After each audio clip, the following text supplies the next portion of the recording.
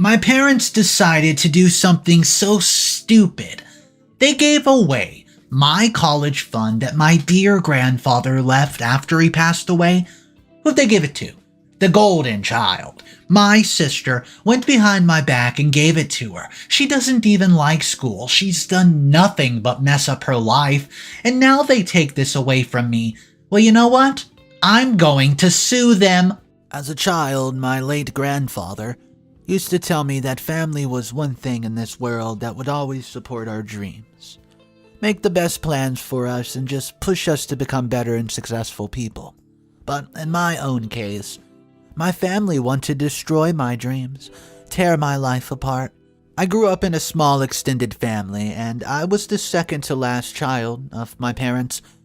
I had an older sister, Lori, who was 4 years older than me, and I don't know why, but she was my parents' golden child. I know it's pretty normal for parents to have their, own favorite child, but my parent made it so apparent that they would always pick Lori over me right from when I was a little girl. Though they would always talk of equal love for their children. Right after they talked about that, they'd still go ahead and just do something that showed they did not love me and Lori equally. If I wanted something and Lori wanted the same thing, my parents would just prefer to give it to Lori because she was older. So they would say something like, "We agreed to give this toy to your older sister because we know she'll take care of it better than you can." And they would just discard my feelings like it was nothing. If it wasn't just about toys, say, for instance, if I wanted a dress, and Lori wanted one too, and my parents were only financially capable of getting one, well, they would get it for Lori, and their answer is because she's older. And they just believed it was wrong to neglect the older child. This continued to happen in so many instances. I was always hurt.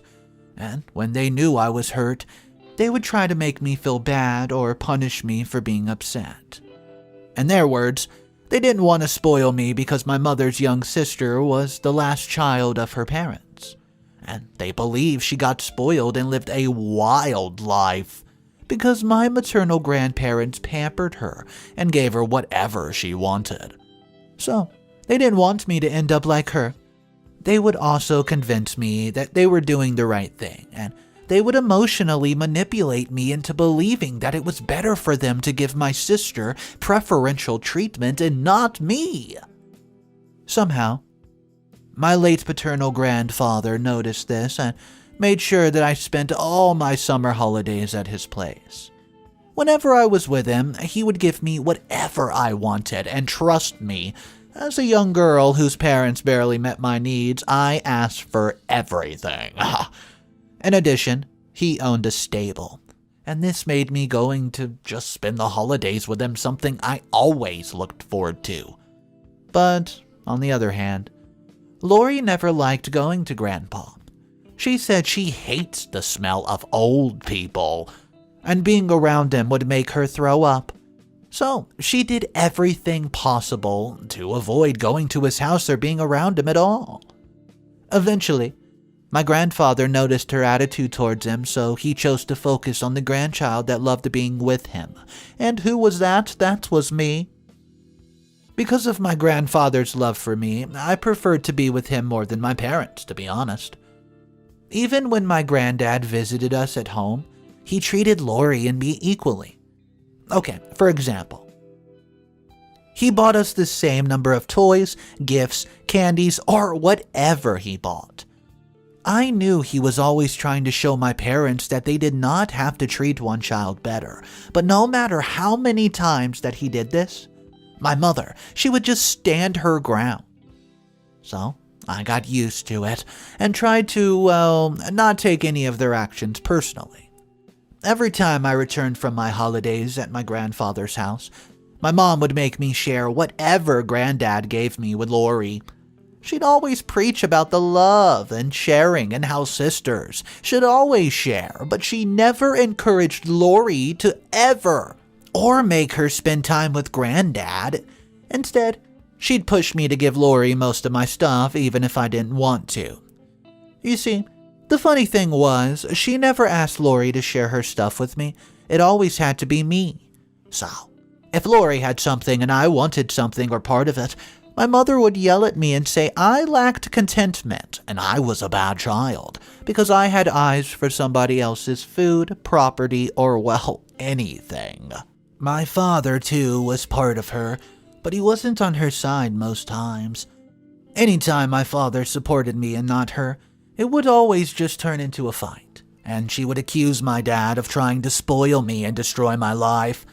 So we stopped supporting or defending me, and in the end, I had an entire family who treated Lori right, and treated me like they found me in the gutter. There would be no asking if Lori loved the attention, care, and gifts. Of course she did. And she always had a way of just rubbing it in my face, which was the most annoying part. Even as a teenager, if my parents did something to hurt me, she would say, "Don't worry, sis, we're doing this for your future." She would laugh and walk out on me. She even told her petty friends how her parents pampered her and gave her whatever she wanted, even if it was at the expense of my happiness, and I hated it.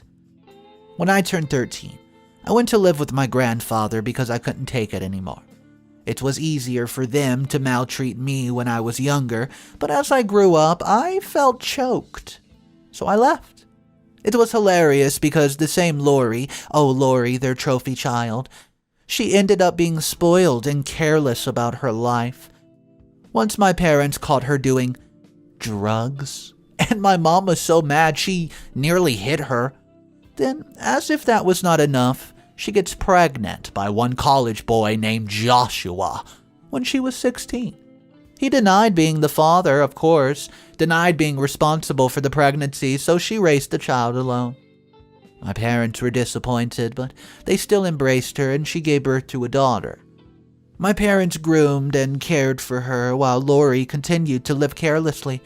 By the age of 21, Lori became a heavy alcoholic. She'd even go as far as stealing my mother's credit cards just to get what she needed her little fix. Or she tried to mimic my dad's signature so she could use his checkbook. Lori had become something else between the time that I lived with my grandfather at age 13 and by the time I returned age at 17 home. Unfortunately, my grandfather fell very ill and he passed away at 72. I was forced to return home, and I'd been with my grandfather from the time he fell sick.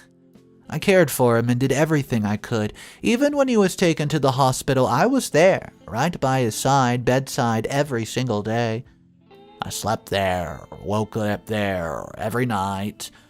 The nurses were even worried that I would fall sick myself, but thankfully, I didn't. My grandfather became my rock in my world, and I knew how lonely this world would be if anything happened to him. My parents only dropped by the hospital a few times. That was it. My dad did not even have a great relationship with his own father, so when I got attached to my granddad, he believed his father would just be satisfied with that. But unfortunately, after everything the nurses and doctors did, grandfather, he didn't make it. At that time, I was a senior in high school and almost graduating. So, after my granddad's burial, I returned to my parents' house. I didn't have a choice. I cringed being at the house, but it was better than staying at my granddad's house alone. The memories we shared and so many things in that house made me emotional, and it reminded me of his absence, so I had to leave for the sake of my mental health. When I returned to my parents' house, it was evident that Lori was no longer the trophy child, but her daughter, Trisha, had taken her place. You see, Trisha was 4 years of age, and the longest I've been with her before going back home was playing with her chin as a baby. Her presence was still new to me, but I had to adjust. After my granddad's burial, my parents noticed that I was still mourning him, and though I was being a bit dramatic, if they asked me to do something or look after Trisha while they were gone, and I said I would not, they would yell at me and call me names. They'd even say I was being selfish because I cared more about myself and nobody else, but I would not change my mind no matter what they said. I guess when my mom realized I was no longer the little Alice that they could hurt with words, she began picking offense with everything I did. If I washed my coffee cup, didn't place it exactly well enough, she would call, yell at me, whatever. She'd yell at me if I stepped out of the kitchen and forgot to turn the light off. In fact, there was nothing I did that my mother did not see a reason to yell at me for, and if I yelled back at her in anger, she would report me to my father, and they would make the house miserable for me. After months of not coming home, Lori returned and my mom decided everyone would eat together. I did not want to always be seen as the family sheep, so I decided to join them for dinner that night. While eating, my father asked what I wanted to do after high school, and I told them that I'd started filling out college applications. My mother chipped in and she asked how I wanted to pay for college. Well, I was surprised because everyone knew my grandfather left me $80,000 with my dad before he passed away, and the money was my ticket to college. I casually responded and told them I planned on using the money my grandfather left me, and a weird silence followed. Finally, I guess I asked what was wrong, but nobody answered me, so we continued to eat. Some months before that, I've been hearing them chit-chat about Lori and how they were happy that she finally got into college. After Lori got pregnant in high school, she never mentioned college and spent most of her time just partying and hanging out with the losers. So when I heard them talking about it, I was happy for her. I never joined their conversation and pretended I was not aware of it. They would not lash out at me for being a terrible child and an eavesdropper. That evening, after dinner, I returned to my room and kept thinking about the reaction the whole night. I knew something was wrong, but I couldn't place my fingers on it. Also, I wanted to be exactly comfortable, which I wasn't, that they asked me how I would fund my college, even when they knew I, had the $80,000 from Grandpa. The following day, while we were having breakfast together, pretending to be a big ol' happy family again, I asked them about the previous night and what they meant about the question. My mom turned to my dad and nodded. My dad looked at me and said they have redirected the $80,000 for Lori to go to college, because it would be inhumane of them to leave her there, the way she was, without trying to help her or do something positive for her future. At first, I thought it was a joke, so I laughed. I laughed pretty hard, actually, but when I noticed that nobody else was laughing with me, and they all had these pathetic looks, well, it dawned on me why they weren't joking. I turned in Lori's direction, and she did not even utter a word or even look at me. Instead, she pretends to be focusing on just feeding Trisha, and I turned to my parents. I asked them to admit that they were joking, look me in the eyes. They said this was no joke. I knew my parents always preferred Lori to me, and I didn't even care anymore. But I did not expect them to take my money and give it to Lori. I sat there for a couple minutes, and I could not say anything, and they could tell from my facial expressions that I was angry, heartbroken, disappointed at the same time. Finally, when I didn't say anything, my mom began to say that they did that because they did not want Lori to have a failed future, and would find a way for me to go to college. She also said that I was young still, and did not have to go to college immediately like my friends. But if I insisted that I wanted to go, I could work for a couple of years, or heck, even take a student loan. I'd heard enough at that point, so I stood up from the table angrily and went to my room. I could not talk or yell at them like I wanted to, because they were already complaining about how insolent I'd become since I returned from Grandpa's house. Well, guys, the truth is, I was not insolent or rude. I just did not let them oppress or get to me with their words like they used to.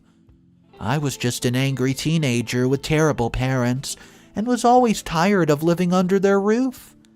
My expectation was that I'd get into college and just leave their house for good. I was sick of my mom yelling at me over every little thing. I was tired of seeing them pamper Lori and Trisha despite her mistakes, but they still treated me like I was forced upon them. Funny enough, my mom's attitude changed toward me during my silence. I was so angry that I did not talk to them for weeks. I spent most of the time at my friend's house, and I even ate dinner there. Wow. What they had done to me was not the same thing as forcing me to share stuff with Lori or give her a toy because she would take care of it better. No, what they've done to me, it was so much worse. So far worse than that, in fact. If I did not do anything about it, my chances of going to college would be absolutely slim to none. When this happened, Christmas was right around the corner, and my father begged me to at least join them for Christmas dinner. So I agreed.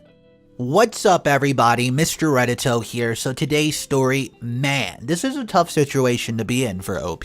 There is 3 updates. Let me tell you right now, if you weren't a fan of Lori, you're not going to be a fan after the first sentence of update number 1. So guys, hit that subscribe button. Thank you for the support, and let's jump into this update.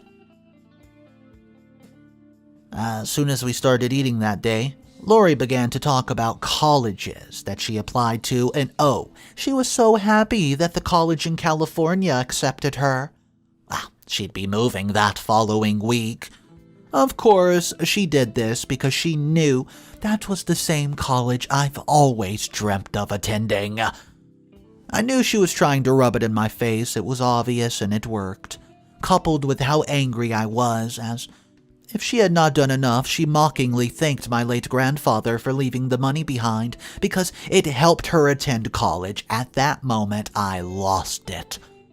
I yelled at her, "Take our grandfather's name out your mouth."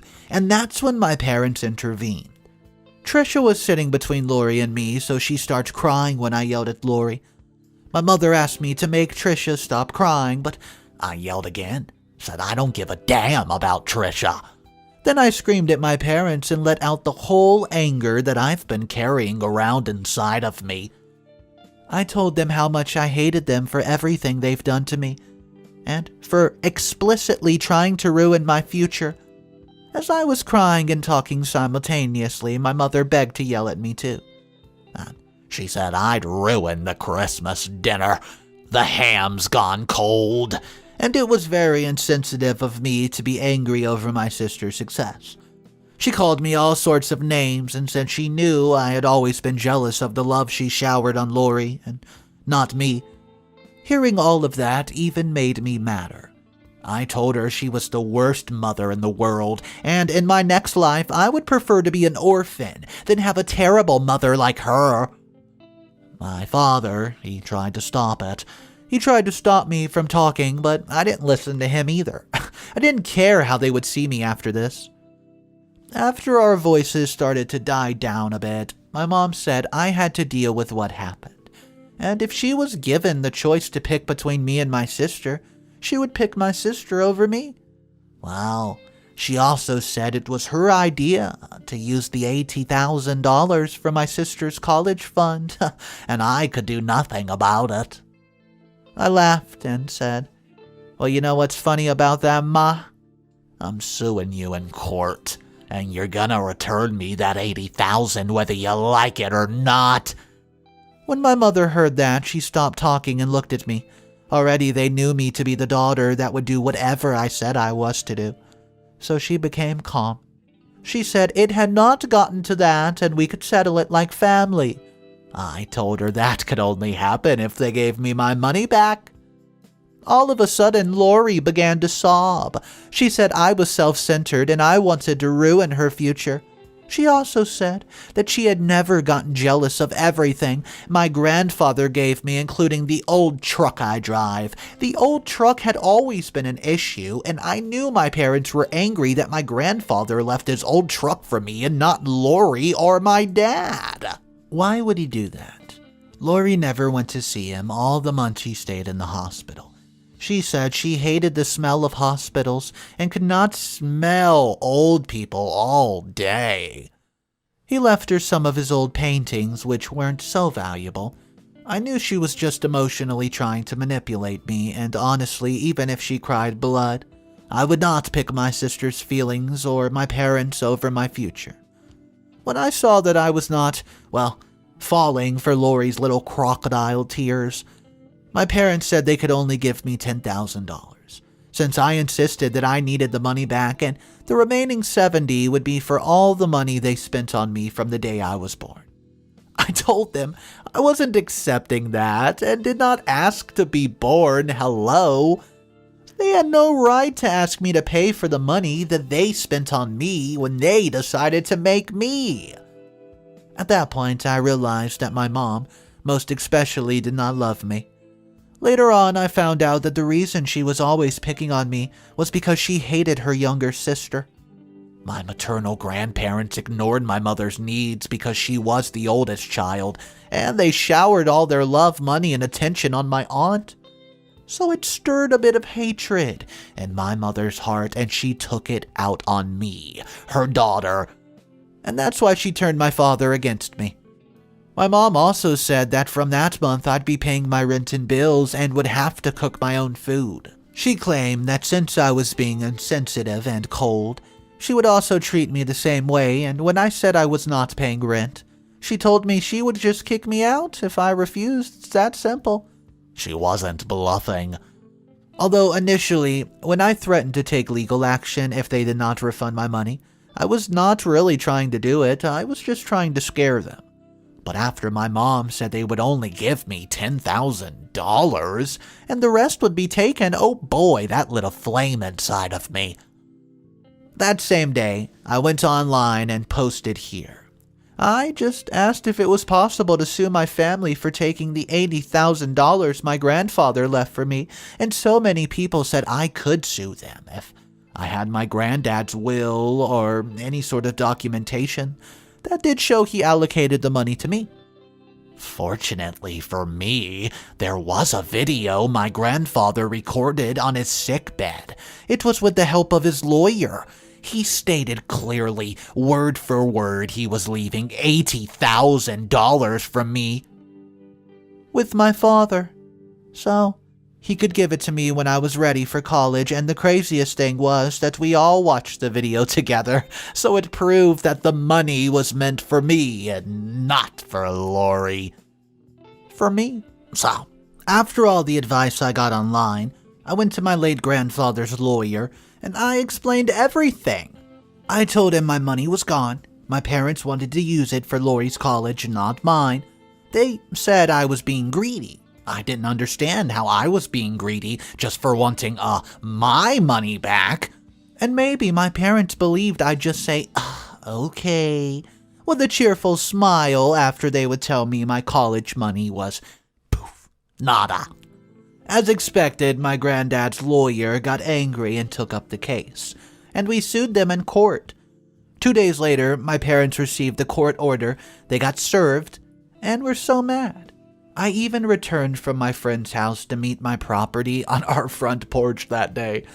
And when my mother saw me, she asked me to leave the house because she didn't want to see me anymore. So, I ended up moving into my cousin's house and never saw my parents again until a few days later in court. Before we went to court, my friend Stacy called me and asked me to check out what Lori posted on Facebook. So I logged in and checked Facebook and realized that Lori had been posting horrible things about me. She made numerous posts on Facebook with my pictures, even posted some flyers on our street with my photos and the inscription, "Greedy Cow." A few neighbors with my number called to ask me what was going on between Lori and me, and I could not explain it to them. I called my grandfather's lawyer and told him Lori was doing this to me, and he told me not to worry, and that he would simply just take care of it. Surprisingly, Lori did not stop there. She also made a live video of her burning some of my stuff that was still in the house, and I could hear my mother's voice in the background. The things she burnt were those my grandfather bought for me some weeks before he fell ill, and I did not have the opportunity to wear or use them yet, so I took them back home in pristine, excellent condition. And she even burned my favorite cashmere sweater and some new pairs of boots. Now, some people supported her actions because of the lies that she spread about me. Others commented and told her it was wrong to burn another person's property. I was really pained because those clothings, well, they weren't free. They cost a lot of money, and I hoped to wear them when I finally got to start college. The last straw that broke the, camel's back, is how they say, was when Lori came to my school and started handing out flyers of my picture and a poop emoji right there overlaying my face. I was mad. I confronted her online. I told her to take off the posts and videos that she's made or she would pay for it. But instead, she said she would continue to make my life miserable until I dropped the case and took the $10,000 my parents were offering. I told her that wouldn't happen, and she said she had just begun with me. Later that evening, she tagged me in a post on Facebook, and it was all screenshots of our conversation. She used silly captions, and they had more than 100 laughing reactions. She made it look like I was begging her to take down all of her posting. Then she cropped out the part she said she would continue to make me miserable. All of these were taking their toll on me, which was overwhelming, and I became a laughingstock in school, and most students nicknamed me Poop Face because of what Lori had done. Even though I almost graduated from senior high school, that was not the reputation I wanted to leave behind. I was just glad I had a supportive friend, and my grandfather's lawyer did give me much hope. Well, we'll fast forward now, finally, to the day of the court hearing. Well, Lori had to be present too because my lawyer sued her for defamation of character and destruction of property. She was surprised that I've taken it this far, but honestly, I didn't know she was even going to get sued. I just began to receive threatening messages from her, and in one of them, she mentioned that I was the worst sister in the world and wished I was dead because I sued her for destroying a few properties. Well, the court ruled in my favor, and the judge told my parents that they had no right to share the money that was meant for me. Well, it was even in court that I found out my grandfather had written a will before, and he actually wanted to share the money between my sister and me. But after he fell ill for almost 8 months, Lori never showed up at the hospital or even came to see him. He changed his mind and made me the new video. When Lori heard that, she began to cry. The court asked them to pay back my money in full, and Lori was asked to pay $5,000 for all the clothing and stuff that she burnt for her little live video and for spoiling my reputation. My mother was obviously angry and so mad, and I could see it in her facial expression. My father looked remorseful, but my sister did not. She was not going to college anymore, and she had damages to pay for, so there's no way she could be happy. So, it was a good thing that they had not used the money yet, and they gave me $60,000 that month cold hard cash. Then they promised to pay me back $3,000 every month until the money was done. With the court ruling in my favor, I knew I was no longer welcome to stay at the house. So I decided to return home and pack the rest of my things. When I got there, my mom was so mad to see me, and when I entered my former room, she began to yell at me, and I realized they had moved my stuff to the basement. I just ignored her, and with Stacy's help, we moved out what was left of the property. As I was about to leave the house and go to my truck, my mom said she was glad my grandfather was dead, so I would have nobody to turn to. I told her I still had her younger sister, the one she hated, and she asked me to go ahead and move in with her then. When she heard that, she got very angry and actually attacked me. She hit me in the face several times, and before my father could stop her, she bruised me and I was bleeding. Coincidentally, a neighbor saw her yell at me angrily and hit me afterward, so she called the police. The police came on over, And well, before Stacy and I left, they took our statements and they arrested my mother. She was charged with abuse, and that was the last time I saw her. I eventually went to college and I got into my dream college. I finished the college course with flying colors, and I'm now an independent woman. My mother passed away when she was 40, and I haven't heard from Lori since. I want nothing to do with them anymore because I know Lori did not kick against using my college fund for herself. She knew how much I wanted to attend college, but she valued her interest over me, which was a major red flag. Life is far better on my own, and I want nothing to do with them. I've made new friends, and they stuck with me through good and bad times. Well, that's going to be the rest of the updates. Thank you. A lot of times, guys, the stories don't end up like this, and OP doesn't always get the better end of the stick. In this position, it looks like OP eventually got away from all the toxicness in the story, went on to go to college and live the life that OP wanted to live. But it was not an easy route. Guys, let me know your exact thoughts about this story. Drop it down below in the comment section. My ex-wife found out about my father passing away and all the money that he left me in my inheritance. You won't believe this. She's coming back now, claiming that I owe her half of the money even though we're divorced and long gone. But now she told her family and they have threatened me, thrown bricks through my window, and it doesn't stop there. They broke into my house at 3 a.m. with a baseball bat. I'm 38 and male and have always been pretty close to my father, which has always driven my wife crazy. Especially since for the past year or so, my dad has been extremely ill. He's been dealing with renal disease and congestive heart failure, and since I'm his only son, I'm the one who's taking care of him. I make sure to drive him to the clinic 3 times a week so he can do his dialysis, which is what is keeping him alive since he doesn't have a match for a kidney. I was tested and I wasn't a match. I begged my closest family to go see if they're a match. However, most of them were reluctant about having one of their kidneys cut out and given to someone else.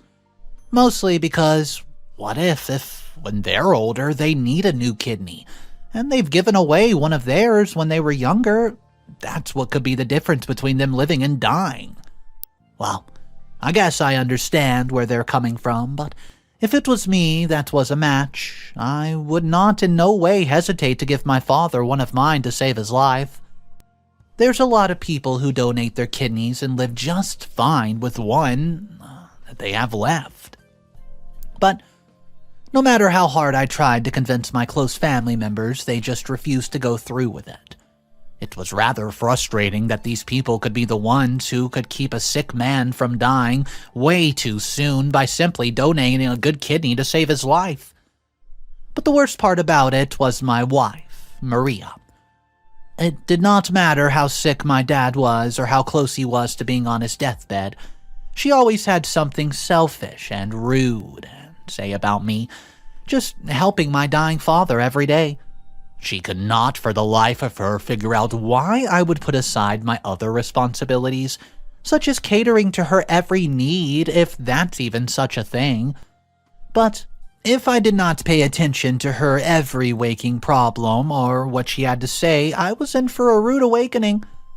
If she was not putting me down for not noticing her new hairstyle or the fact that she rearranged the dining room for the 100th time, every day when I walked in my front door, she was there leaning against the hallway wall, just waiting to tear me a new one. And not only that, but she was ready to go to war about where I've been and why I had not been here for so long. And of course, my answer was always the same. I was driving my father to the clinic to get his treatments done, and then I drove him back home and helped his nurses get him situated. It's gotten so bad that I don't even feel like I can stop and sit down and just conversate with my father without having to get up and rush to go home to be interrogated. And this afternoon, when I walked into the house, my wife was already in a hell of a mood. As soon as I got through the door and hung up my jacket, she was instantly by my side, asking me why we don't have a new car or new upcoming business plan to obtain more wealth and be people who are important. What you may not realize is that my father is a very wealthy man, and no, I have never asked for a dime from him since I was old enough to work on my own and take care of myself. This means yes, I've struggled greatly and still do to this day, but what my wife doesn't know, well, at least not yet anyways, that I took out a pretty substantial loan just to help us get by with the house payment, property taxes, insurance, and utilities. I haven't told her because I know she will weasel her way into getting a hold of as much of the money from the loan as possible and blow it on everything and anything to make herself look like she has money even though she's broke. When I came in the door and went into the kitchen to sit down and go through bills, Maria followed behind me, and before I knew it, she slammed a piece of paper down in front of me and said, "So when are you going to tell me you've taken out a huge loan that I could be used for something else? Something I need? Or were you just going to hide it from me until it was already gone?" She looked at me and then rolled her eyes as she sat down in the chair next to me. "Well, what do you have to say?" she said, clearly angry at me for keeping this money from her. So I took a deep breath, and then I told her that I did not tell her about the loan because I specifically got the loan to pay for overdue bills that we've been behind on for the past 5 months. So I said these words. "Let me ask you this. Do you enjoy living in a house like this?" Well, she was about to protest, but I stopped her and kept going. No. What about the car you drive? Or the water that you bathe in? Or how about the electricity? Yeah, up in your house at nighttime. Oh, what about all the other expensive crap you think you have to, well, I don't know, survive? I stood up and walked into the other room, and she of course came stomping after me, yelling that since we were married, half of the money was hers. And I had to inform her that she was not there when I signed for the loan, so technically the loan is in my name, not hers. So I said to her, "Well, that and you have no means of paying a single penny back against this loan. What on earth makes you think I would give you a single dime of it so you can just waste it on absolutely nothing? I would like to be able to keep my home and my car, and I need to be able to take off work for a while to help take care of my father. He's been placed in hospice care this week because every time they put him through dialysis, his heart rate decreases, and his doctors aren't sure how much longer he's going to be able to handle the treatments. So, if you don't mind, I'm going to be very busy doing what a man who loves his father does. A man who needs to have a home to come back to once everything's said and done, Maria." Well, Maria rolls her eyes at me and told me that I'm simply wasting my time worrying about that old man. She told me that he was so wealthy yet he could not even support his broke son who can barely make ends meet. I told her that if she did not like it, she can find a new man to mooch off of and boss around because I've had it with her condescending attitude towards me taking care of my dad. Well, she stopped complaining for a minute, and then her demeanor changed all of a sudden. She walked up to me and rubbed her hand across my shoulders and whispered, "You know, you could always ask your father to help you while you're struggling. He's almost dead anyways. What else could he possibly do with all that money he saved? He can't take it with him when he dies." Wow. I was stunned by her selfish, money-hungry, gold-digging way of thinking, and I walked past her into our bedroom and grabbed her prized possessions, which happened to be a pair of suitcases from one of those top designers. I honestly don't even know the name or how to pronounce it. But I laid them out on the bed, and I ushered my wife into the bedroom. I pointed at this suitcase, and I asked her which one she was going to place her favorite dresses in, and which one was going to hold, her excuses for collections of bells that she collected from all over the world with her somewhat rich family. She said to think about what I was suggesting before it finally sunk in. "You're kicking me out?" She squeaks so loud the next-door neighbor's dog starts barking. I told her I was done with her attitude and her bossy way of trying to control every single aspect of my life. I told her she would not get much in the divorce, but she could expect to hear from my lawyer within a few weeks. But until then, she needs to start packing. Maria called her family, who all showed up at my house, where they were all starting going through everything in my home. It didn't matter if it was clearly not Maria's, they were going through everything. They tore apart my home from top to bottom. By the time all of Maria's stuff was packed and placed in the moving truck, Maria's father, Carlos, found me in the kitchen trying to put all my dishes and pots and pans into the cabinet. Carlos cornered me in the front of the sink, and the lazy Susan. He got so close to me that I could smell the garlic on his breath from the Italian food they ordered while at my home to pack up Maria's belongings. Carlos stared me in the eyes for a good 35 seconds before he told me that I was making a horrible mistake. He told me that his family did not believe in divorce and that what I've done to his daughter was unforgivable. I tried to explain to him that his daughter did not value family the way I did, and I asked Carlos if he was sick and dying. Wouldn't he expect his only child, well, if only had one offspring to help take care of him in his time of need? Carlos paused and thought about exactly what I just said. He clicked his tongue and told me that he would expect his daughter to help him, not his son. Because women were put here to help with medical situations, not men. Well, I wasn't surprised by his answer because after all, they were a Latin family and they do things much differently than my Caucasian family would.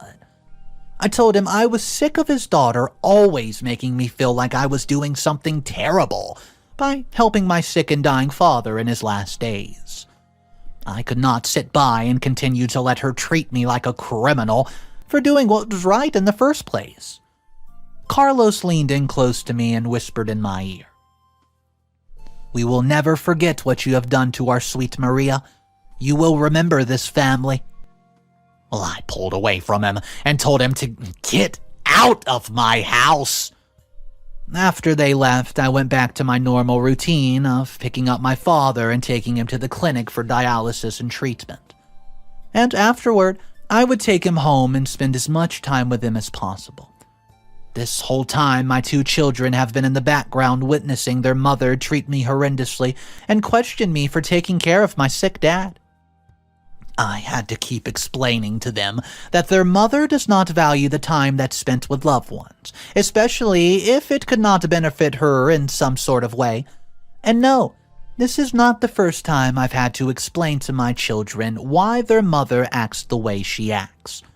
She's learned some pretty unruly behavior from her entire family over the course of her life growing up, and I was not aware of this side of her until after we had already had 2 children and been married. It was like once she knew she had been trapped, she could finally be who she really is and force me to either live with it or move on to live on my own life, without her overwhelming selfish tendencies. What's up, everybody? Mr. Reddito here. I hope you guys are having a fantastic day. So today's story is that of a drama for sure. There's 4 updates to hop into. If you guys are not subscribed to the channel, take a second right now. If you want more daily videos, smash that subscribe button so you never miss an upload. It really helps support me and I appreciate it. Here is update number 1. It's been a week since I filed for divorce against my wife and she has adamantly refused to sign the paperwork. However, I was able to trick her into signing the paperwork by promising her that I would pay alimony. What she doesn't know is that alimony won't be very much, but it got the job done. And of course, after about 2 months of her getting payment, she realized that she was getting practically nothing. But that's the least of my worries. My father has been placed in hospice recently, and it's not looking good. I just got done visiting him, and I've been praying nonstop that he'll pull through, but I know he's probably not going to make it. I decided to go to bed early that night, and in the middle of the night around 3 a.m., I received a phone call. It was from the overnight doctor that usually checks on my father. He called to tell me that my dad passed away in his sleep. I was devastated. I was not with him when he passed away. He was all alone, and that breaks my heart. I could not even come close to falling back to sleep that night, and the next morning when I got up, there was a knock at my door. I put my robe on and reluctantly answered it. It was a man in a really nice suit with a briefcase in his hand. I asked him what he needed, and he told me he was my father's lawyer and a good friend of his, and that he was here to help me with my father's funeral and discuss my father's will. I let him in. We sat down at the kitchen table and he laid out some paperwork for me to sign. I asked him if my father had put anyone else in his will, and his lawyer told me that I was the only beneficiary and that everything that my father owned is now mine, which included his vast wealth. I was taken back by this information. I mean, I knew that my father was rich and I was his only son, but I had not even considered that I would be the only person to inherit the money. But when I really thought about it, no one else in the family ever visits him the whole time he was sick, so it made perfect sense that he would leave it all to me. So, I went from being in a large amount of debt to a millionaire in as little as 6 hours. I immediately thought about my ex-wife and what she would do if she found out about this, but I just ignored my gut feelings and signed the paperwork and the lawyer left. I knew I had to start planning my father's funeral, but I could even start looking for a funeral home. There was another knock at my door.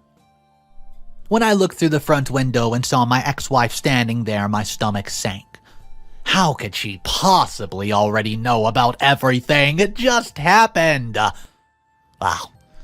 I sighed and opened the door, and she pushed her way inside and got straight to business. She went and sat on the sofa and crossed her legs and her arms over her chest, and I looked at her and said, "So, what do I owe this pleasure of seeing you so early in the morning?" She rolls her eyes and says, "I know your father just passed away, and I know you inherited all of his money.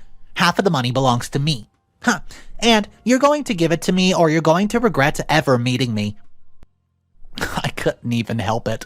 I busted out laughing at the ludicrous statement she just made. I told her she's out of her mind if she thinks that she's getting a single dime of the money I just inherited. I told her that I did not have that money when we divorced, so she has absolutely no right to any of it. Her face turned red, and I thought she was going to start melting. She stood up and rushed towards me, and I put my hands up and said, "Don't even think about putting your hands on me, Maria." She took a step back and told me this would not be the last time I hear about this, and I knew exactly what that meant. Her family was going to be harassing me until I gave in to her demands, and that was not going to happen. I told her she needed to get the hell out of my house, and with that she left. But before she left, she asked me if she could talk to the kids, and I told her that they were sleeping and they don't know about the grandfather passing away yet. I was not going to let her be the one to tell them, and then she hit me with this. "I'm taking you to court to get custody of both of them. You don't deserve to be their legal guardian, you jerk." I snorted so hard I almost bust a blood vessel in my nose. I told her how to plan on taking care of them then. You have no money to even afford a place on your own. Here, they have their own rooms. I have all the money in the world to take care of them. So go ahead and try, Maria. You're just going to lose and look like a fool. Update number 2. Well, it's been a month since Maria showed up at my home, and I was able to lay my father to rest in one of the best cemeteries in town. And yesterday I went out to the cemetery to place new flowers on his grave, but when I got there, his tombstone had been completely obliterated. Chunks of stone were laying all over his resting place, and the ground was black. I bent down and read what it said, and I was shocked by what I read.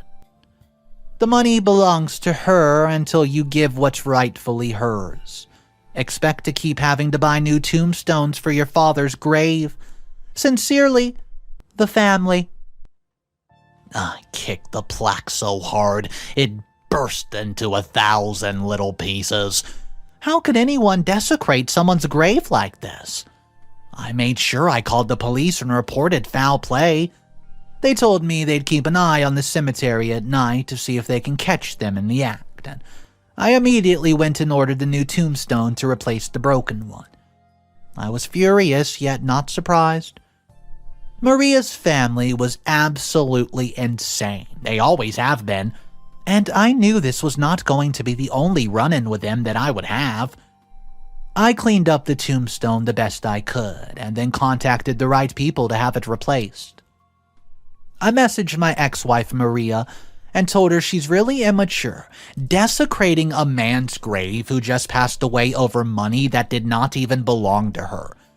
And of course she played dumb like she didn't know what I was talking about, even though the note clearly indicated that the reason the tombstone was ruined was that I had not given Maria half of the money.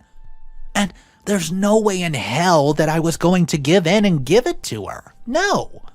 I don't care what they do to me or my dad's grave. He would never forgive me if I gave in to her demands and gave her his hard-earned money? I tried to put it out of my mind and relax once I got home. I planned on ordering a pizza from that night and watching a movie with my children, but my son decided he was going to go with the races of a couple of his friends and daughter and asked me if she could spend the night at her friend Jessica's. Well, of course, I gave in and let them both go on have some fun. There's no reason in making them sit around with me and sulk over the day's events, and boy was I glad I had let them leave for the night, because the next thing I know, a brick of some kind came flying through my living room window. And before I could get up to investigate, there was another brick thrown through the window on the side of the house. Which is just what I needed, since the next plan I had was to rent out my house and move the kids and myself into my father's place. So, I ran outside to try to catch a glimpse of who was vandalizing my home. No surprise, it was Maria's brother, Javier, 39. I could clearly see his long black hair flowing through the wind as he sprinted away my house and got into what was clearly his black Kia. I shook my head in disbelief. You'd think that they would try a bit harder at concealing themselves if they're going to actually commit crimes. I walked back inside, picked up one of the bricks, and, well, on the back of one of them was a piece of paper that was taped to it that said, "The money or else." I rolled my eyes and tossed it on the patio, picked up the phone and called the police and made a report about the incident. An officer stopped by and took a look at the damages and the bricks, especially the one with the message. And, of course, I had to explain to him about my ex-wife and her family being obsessed with me giving her half of my inheritance, and the fact that they're doing things to imitate me into giving her the money. I told the officer that this probably won't be the last time I have to call the police because of them. And of course, I was right about that. Update number 3. Hey guys, I apologize for leaving the update in the middle, but here's another one for you. So, ever since the brick throwing episode, I've since fixed the broken windows and began moving everything into my father's house. The kids are pretty excited about moving into their grandpa's house, mainly because the bedrooms are huge and they'll both have their own bedroom. Soon, I'll have new tenants living in our old house that I'm going to be renting to. Maria and her family have no clue that we're moving, and I'd like to keep it that way, but obviously my luck they will find out somehow and continue to make me miserable. And of course, just by saying such things I jinxed myself. Because after we got everything moved into my dad's house, I ended up getting an unwanted visitor at around 3 a.m. in the morning. I happened to wake up in the middle of the night and was so thirsty, so I went downstairs to get a drink of water. The kids were sound asleep upstairs, thank God, and when I walked into the kitchen, there was a man standing in the doorway with a baseball bat. And before I could realize what I was seeing, he was charging at me and hit me in the side, which knocked the air clean out of me. I stumbled to the side and looked up at the moonlight coming into the windows in the kitchen, and was just enough to light and illuminate the perpetrator's face. I recognized him immediately. It was Maria's older brother, Jerome. Before he could take another swing, I ducked and charged him, ramming him into the cabinets and knocking down all sorts of canned goods onto the floor.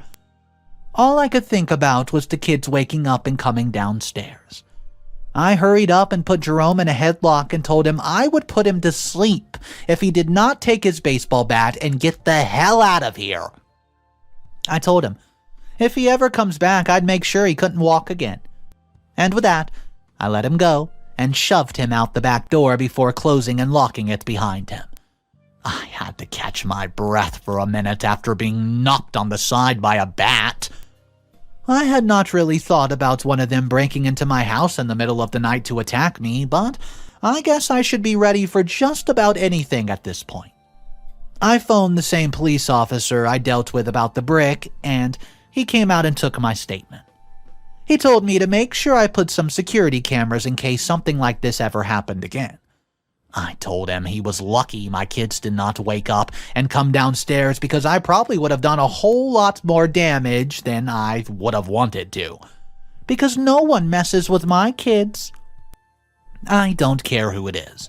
The police officer took my statement and then left, and once again I had a hard time falling asleep last night. What's funny is what happened next, because Maria's brother knew we had moved to my dad's new house, but Maria was nothing but clueless. Update number 4. I guess I'll start where I left off. Maria had no clue that we moved out of my house to my dad's house, and she ended up showing up at my old house where I now have new tenants living. She knocked on the door, and the wife of the man I rented the house to answered. My ex-wife starts freaking out about why I wasn't there and if she was my new girlfriend or something. The man's wife had to explain to her that they were tenants and that I moved away. But Maria would not listen. She told the woman she was a ducking liar and I was inside the house somewhere and that I need to come out now. Maria even went as far as to slap the woman when she told her that I was not there and that she needs to leave. Maria told her that if I was not there, then she needs to know where I am and figure out where the hell I moved to. But since Maria slapped this woman, she all but herself kept herself from attacking her back. Instead, she slammed the door in Maria's face and called the authorities, who came and arrested Maria for battery and trespassing. I wasn't at all surprised when I heard what Maria had done. She has been a gold digger her whole life for as long as I've ever known her. If it's not about money, then it's about what she can get from somebody else. It doesn't matter what it is as long as it's of value, and the fact that she'll go as far as attack an innocent woman for no reason at all tells me I made the right choice in divorcing her when I did. I don't know what I ever saw inside of her. Well, love truly is blind, and her brother Jerome is getting a few years in jail too for breaking into my house and attacking me with a baseball bat. Her family has got to learn something from all this, but chances are they'll keep operating the same way they always have. If it benefits them, then they will do anything and everything to make sure they get whatever they can, no matter what it takes to get a hold of it, even if it means spending time behind bars. Which quite frankly suits them really well if you ask me. And I can promise you this. That woman will never see a dime of my money, not even when I'm long gone and dead. I don't care what the plan is that she came up with next, it'll never get her the riches that she so desperately thinks that she deserves. But she will never be capable of having it. Okay, I'll be honest with you guys, I did not see this ending any other way than the entire family basically going to jail. I mean, Jerome, he broke in with a baseball bat, the other brother threw a brick through the window, and the father threatened them numerous times. What in the world? How unstable of a family. Guys, let me know your thoughts about this story.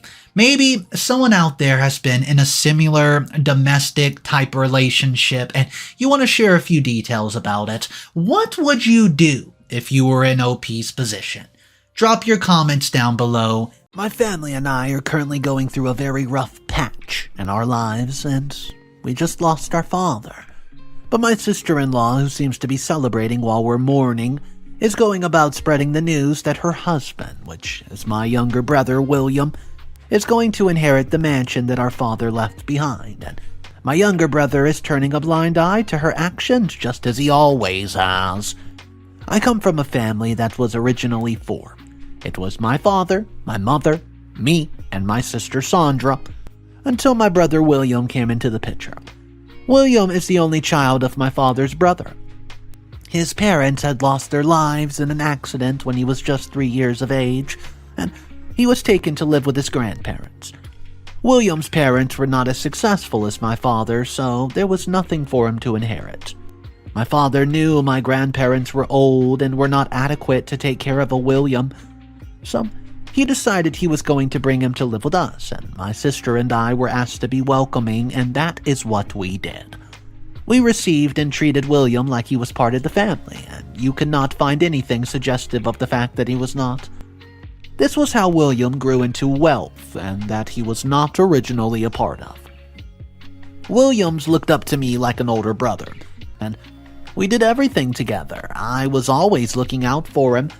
I was in my 3rd year of college when he was about to enter, and my parents had wanted to get him an apartment, but he refused, and he insisted on staying with me, and we lived together in peace.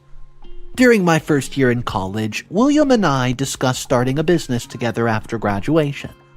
I was looking up to it, to be honest, but things went awry between the both of us, and this is because the devil disguised as a lady called Lauren was between the both of us.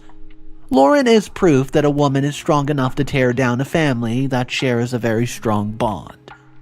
Lauren crossed paths with us during William's 2nd year in college, and I discovered that William was now making certain decisions without consulting me. Though I respected his decision as an adult, I was somewhat sad because I knew he would normally tell me about these things in the past. It was clear that he was now being influenced by somebody else, and I knew it was Lauren from the very moment he brought her to me. She was dominating, and wanted to have her way no matter the cost. The relationship was not okay with me because the influence that she had on him was very dangerous. She was practically manipulating him, and I had to intervene. This was not me being a busybody. Oh no, I was looking out for him like I always did. William reacted terribly to my advice about Lauren, and it was the first time in all these years that we lived as brothers that he would speak to me in such a tone. First, he was hiding things from me, and now he's disrespecting me. I apologized to him and decided I was going to turn a blind eye to whatever he did from then on. To my amazement, William went home the next day without informing me. My sister Sandra was the one who called me on the phone that same day to ask Williams if, I were having problems between us. I thought he might have called to report me to my parents, but that was not the case. No. Sandra informed me that Williams was currently at home and that he was demanding that my parents give him money to rent out his apartment. My parents, who knew how close William and I have always been, suspected that there must be a problem, especially with William stating that the both of us had outgrown the single apartment that we shared. I explained to Sandra what really happened, and she was not pleased with the fact that William had let a woman whom he barely knew come into our relationship. She wanted to confront him and talk some sense into him, but I stopped her from doing so. I did not set my eyes on my brother for the next 2 weeks, and this was because I remained at home until my parents had given him the money to get a new apartment. I saw him when he came to take his belongings. Guess who was right beside him? Lauren. He did not say a word to me. He just got into the house with his lady, and they began getting his belongings. I did not let that issue build resentment towards me and my brother. However, I just decided I should probably keep my distance from him just to avoid any form of insults from his end. I graduated from college before William, and I went ahead to get a job. I planned on saving up so I could push further with the business idea that we both had years ago. We were not what you would call tight buddies, not really, but I was also looking for a business partner and not a buddy. I worked and did some savings, but I stayed at my parents' home as it was spacious and they were not mounting pressure on me to leave. William graduated a few years later, and well, I decided it was time we kick-started the idea we had years ago.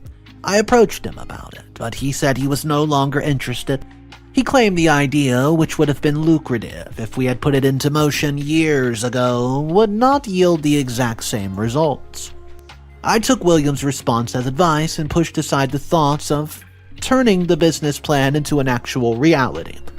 What I never knew was that my brother had other plans of his own. My father summoned us during the same period and asked what vision William and I had for ourselves. There was no plan for me. I was working. I would get married when I was comfortable enough to do so. If I got to William to speak, he began talking about how he had to take a survey and made some discoveries that he planned on capitalizing on to not just make money, but to make an impact in society that would outlive him. My father just began nodding his head as a sign that he was pleased with what my brother had said so far. William continued talking about how his survey had provided him with the knowledge that most of the high school graduates who did not continue further in their educational pursuits were because they were hindered by funding, or they're now nuisances in society and possessed great skills that could be harnessed if given the right opportunity. William noted that he planned on creating a platform that would go after these individuals, identify their skills or talents, and empower them by setting up a business in line with their skills. He would take 70% of the profits, though. William wrapped up his talk by noting that his project was very long-term and required a lot of funding. He told my dad he had started saving and would not let his idea go to waste. Well, not gonna lie, my dad, he was impressed, and he could not hide it. I guessed you're impressed too, right? Well, I was not, and this was not because I was jealous. His idea's great. But the problem is that it isn't his. It was the very same idea we've agreed upon to bring to life a few years ago when we were still in college. He's a thief! My father started commending William for not just aiming for money, but aiming to make the world a better place one step at a time. He promised to support him financially. William thanked my dad and refused to look in my direction, and after making me cast the idea aside, he was now making plans to execute it. I held myself together and refused to create a problem right there. I confronted him later about his backstabbing, and he said he was free to go in any venture without getting me involved. William had begun acting like we were in some form of competition, and he wanted to win the trophy for the better son. And I told our sister about what happened, and she wanted to go straight to us, but I stopped her. There's no point in getting him upset over it. I was yet to recover from the pain of William's betrayal when he threw another punch in my direction. William gathered my family together on a Saturday by informing us that he had a very important decision to make. I initially did not know what it was, but the moment I saw Lauren come to the house, I suspected what it could be. We were all seated, and William started his thanking of our parents for everything that they've done. He then announced to us that he would be moving out of the house and getting married to Lauren. They were already engaged. Well, this was just a year after he had graduated from college. Yeah, he recently got a job, but he was not financially stable enough to stand on his own. Besides, even if he wanted to get married, Lauren was the first person he ought to consider marrying. I knew deep down that she was the one fueling him. I wanted to mind my business, so I just kept my mouth shut, but Sandra, who's always been outspoken, asked William why he was rushing into marriage when he had just graduated from college and still needed to gain some ground financially. Sandra's question provided the platform for William to embarrass both of us. See, William started by saying most people who have regrets in life do so because they wait for the time when they'll be filthy rich before they start living. Something that usually never happens, according to him by statistics. He said that an individual who was too eagerly work hard and ensure they transitioned from the phase of dependency on parents to being independent, this he termed was the hallmark of maturity. The way he stressed certain words and looked at Sandra and me while he spoke showed that he just wanted to look for trouble.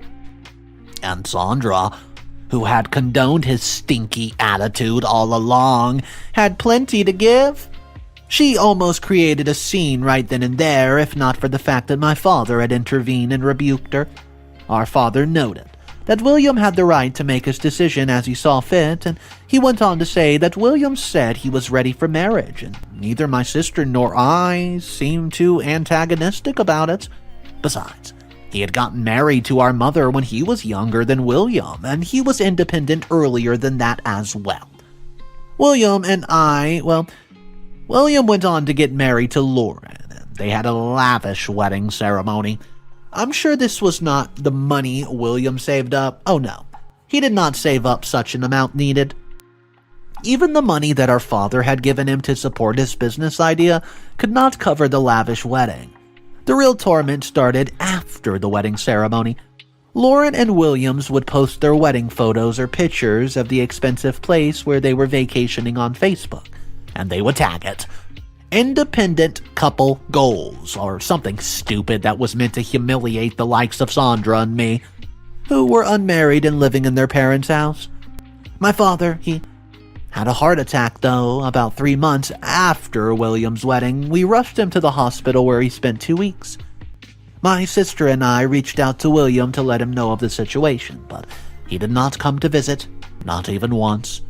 I suspected he was avoiding the situation where my mother would inquire to know how his vision of impacting society was playing out. He did not want to tell them that he had used up the money that my father had given him as a means of support. We just ignored his absence. We were too concerned about father's health to even care. Our father was finally stabilized and discharged to go home. The doctor, however, warned that he needed to be taken care of very well, and we did all we could, but the situation worsened a few days later, and my father found himself back at the hospital. This time around, it was critical, and the doctors were fighting to save his life. William and his wife Lauren showed up at the hospital and just acted like they cared about what was going on. William had the guts to accuse Sandra, Mom, and I of not taking good care of our father as the doctor had said, and that was why he was back at the hospital fighting for his life. I challenged him right then and there at the hospital because he had no right. I called him hypocrite for making such accusations at us when neither he nor his wife showed up to sympathize with our father when he initially fell sick. Lauren immediately cut me halfway off by saying she and William were both busy trying to run their family, and Sandra and I would understand that if, I needed time and commitment if only we had one for ourselves. Her comment shot my anger through the roof, and the fact that William kept quiet made it all worse. I wanted to react right there, but it was the hospital, so I just had to put my emotions in check. Sandra did not care. She gave Lauren a dirty slap, and a fight ensued with William and me trying to separate both parties. I stopped Sandra from fully expressing her anger, but that did not stop her from teaching Laura a lesson about respect. The security guard who was called upon once the fight broke out ordered us to leave the premises as a result. We were about to leave the hospital with the two ladies still trading insults when the doctors called us back. He gave us the news of our father passing away. The news of my father's demise just doused the tension in the air, and Sandra and my mother began to weep. Even William was touched, and I felt like collapsing, and I would have were it not for the fact that I had to be the man and comfort everyone. Lauren, on the other hand, just looked emotionless. We all went back to the family home where we received visitors and sympathizers. William walked up to me later on to say that he and his, jerk of a wife were taking their leave. And I knew then and there that trying to get my brother to make some sense was an absolute exercise in futility. How can someone who just claimed to be sane abandon his mother the very day her husband passed away? The house was too big and it was on a weekend, so there was just no acceptable reason. I did not ask him to stay or go. I only told him that our mother needed him at this time and that it would be wicked to just abscond. He did not argue about what I've said, but he noted that his wife too needed him, as he wanted to take her to see the doctor after Sandra had inflicted some bruises on her. William took his leave, but they promised to keep in touch to know about the burial proceedings. It is a week until my father's burial, and William and his wife Lauren are staying at the house till the burial ceremony's over. For a family that just lost their father, the quarreling has been high. I decided to put aside the resentment I felt towards my brother and his wife so we could at least bury our father in peace, giving outsiders the notion that we were not united. Lauren did not make matters easy for me, however. She and Sandra have refused to see eye to eye. This was all Lauren's fault. I don't know what the issue was between her and Sandra, but they fought this morning, and I came in and heard Lauren asking Sandra to start looking for an apartment as she would no longer be accommodated in the house once we had buried our father and, well, the will was read. She claimed her husband was in, quote, good books for our late father, and the one to inherit the mansion and some other properties as well, as he had proven to our late father that he was competent. Well, to start with, I cannot emphasize enough how stupid and insensitive it is for Lauren to be making such a statement when the owner of the house is yet to be laid to rest. This is a woman who was married into the home, so she should not be acting in this manner. I asked William to keep his wife on a leash while I pleaded with Sandra to avoid problems just until we buried our father. We can all resume the fighting after that because I don't plan on taking any more trash from my brother and his wife. Update number 1. I just threw my brother and his wife out of the home, and they deserved every bit of it. This update's coming after my father's burial. Before my father was laid to rest, there was an open casket period, which allowed everybody to see him one last time. I watched as everyone who took a long look into the coffin broke down in tears, and you had to be a wicked fellow to not cry. Even if you never knew my father, the tears of those around you were enough to provoke you. My feeling of pain immediately transitioned into anger as I watched Lauren go past my father's casket. There was no display of pain whatsoever. You would not be wrong to say she was happy. Well, what could I do? It's not an offense to not mourn. I mean, my father was buried and sympathizers kept on coming to pay their sympathy, and Lauren began carrying herself about the house like she was the lady in charge. Some of the sympathizers became uncomfortable and had to take their leave as a result of Lauren's attitudes.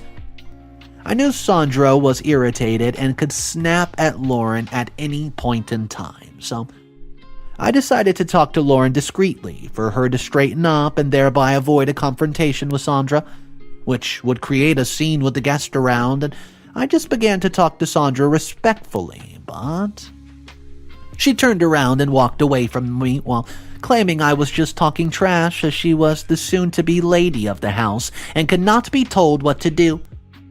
I held myself together. It was not the right time to deal with Lauren.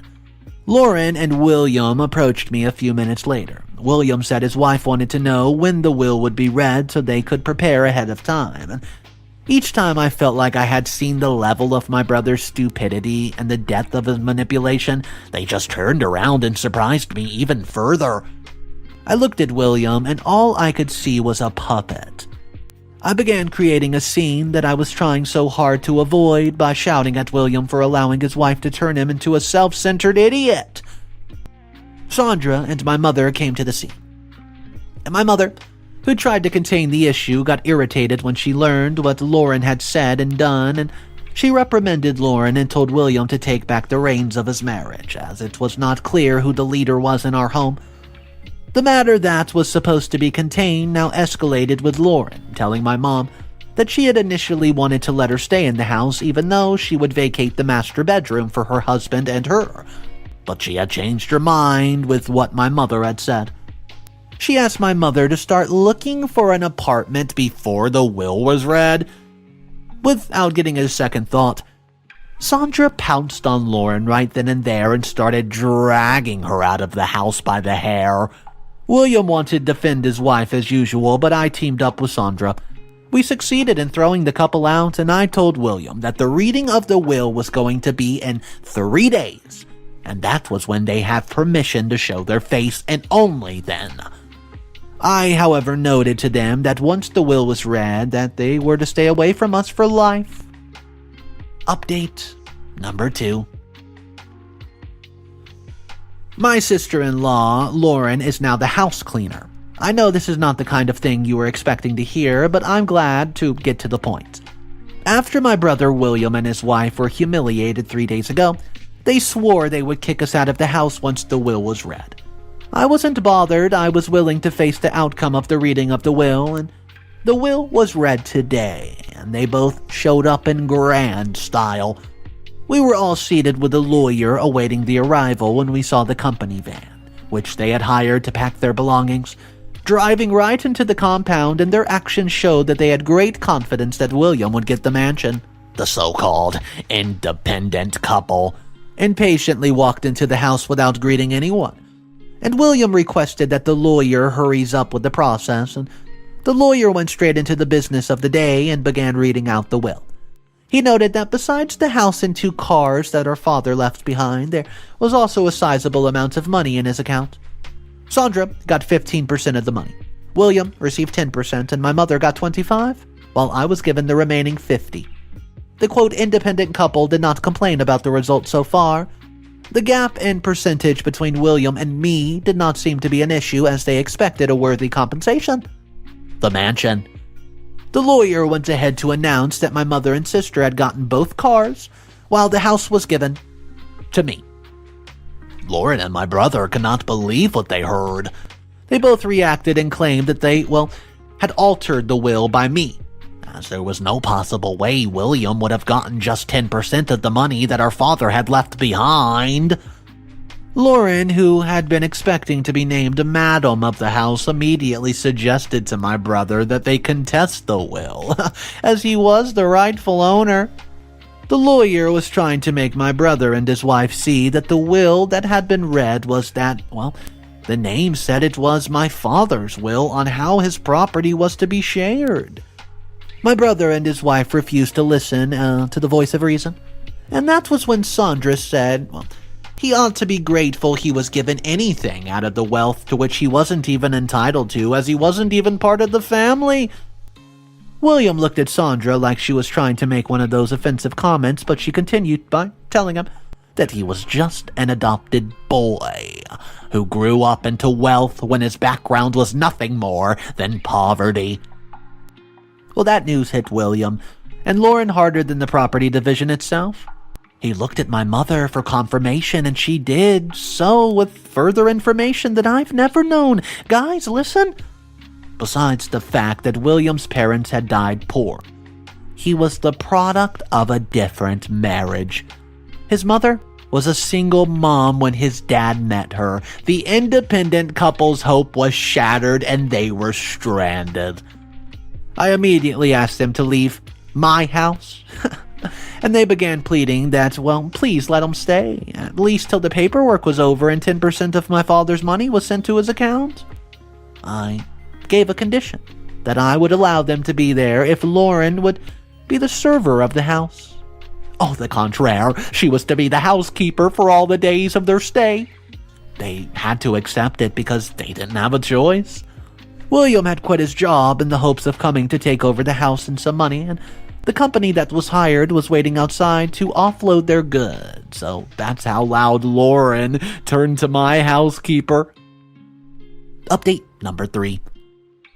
Hey guys, so the independent couple fought this morning, and from what I saw, they would soon be going their separate ways. I'm currently making this update from my workplace, and I know you would expect that since I've inherited a fortune. I would go about living life lavishly like my brother or adopted brother. I still have my job. I still live with my mother and sister, and ever since Lauren took up the position of housekeeping, the entire house has been a mess. I'm sure she was eagerly looking forward to the day when the paperwork would be done so they could leave. Sandra did not make it easy for her. She ensured that she tormented her in every way she could think of, and Lauren had no option but to swallow it. I soon confronted her about her lazy attitude towards cleaning the house, and she promised to sit up. William walked up to me a few minutes later and said his wife was pregnant, and I knew it was either a lie she concocted or something they both came up with to make her off the hook. I asked William to help his wife out if he felt the pregnancy was going to be a hindrance to her cleaning. I promised to kick them out the very instant she failed in doing her job.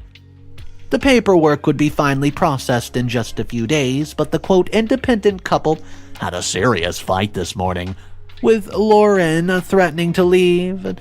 Me and Mom and Sandra were all drawn to the scene as both William and his wife traded insults. I was surprised at the kind of words Lauren said to William. She called him an unfortunate jerk who had deceived her into spending a few years of her life with him for absolutely nothing.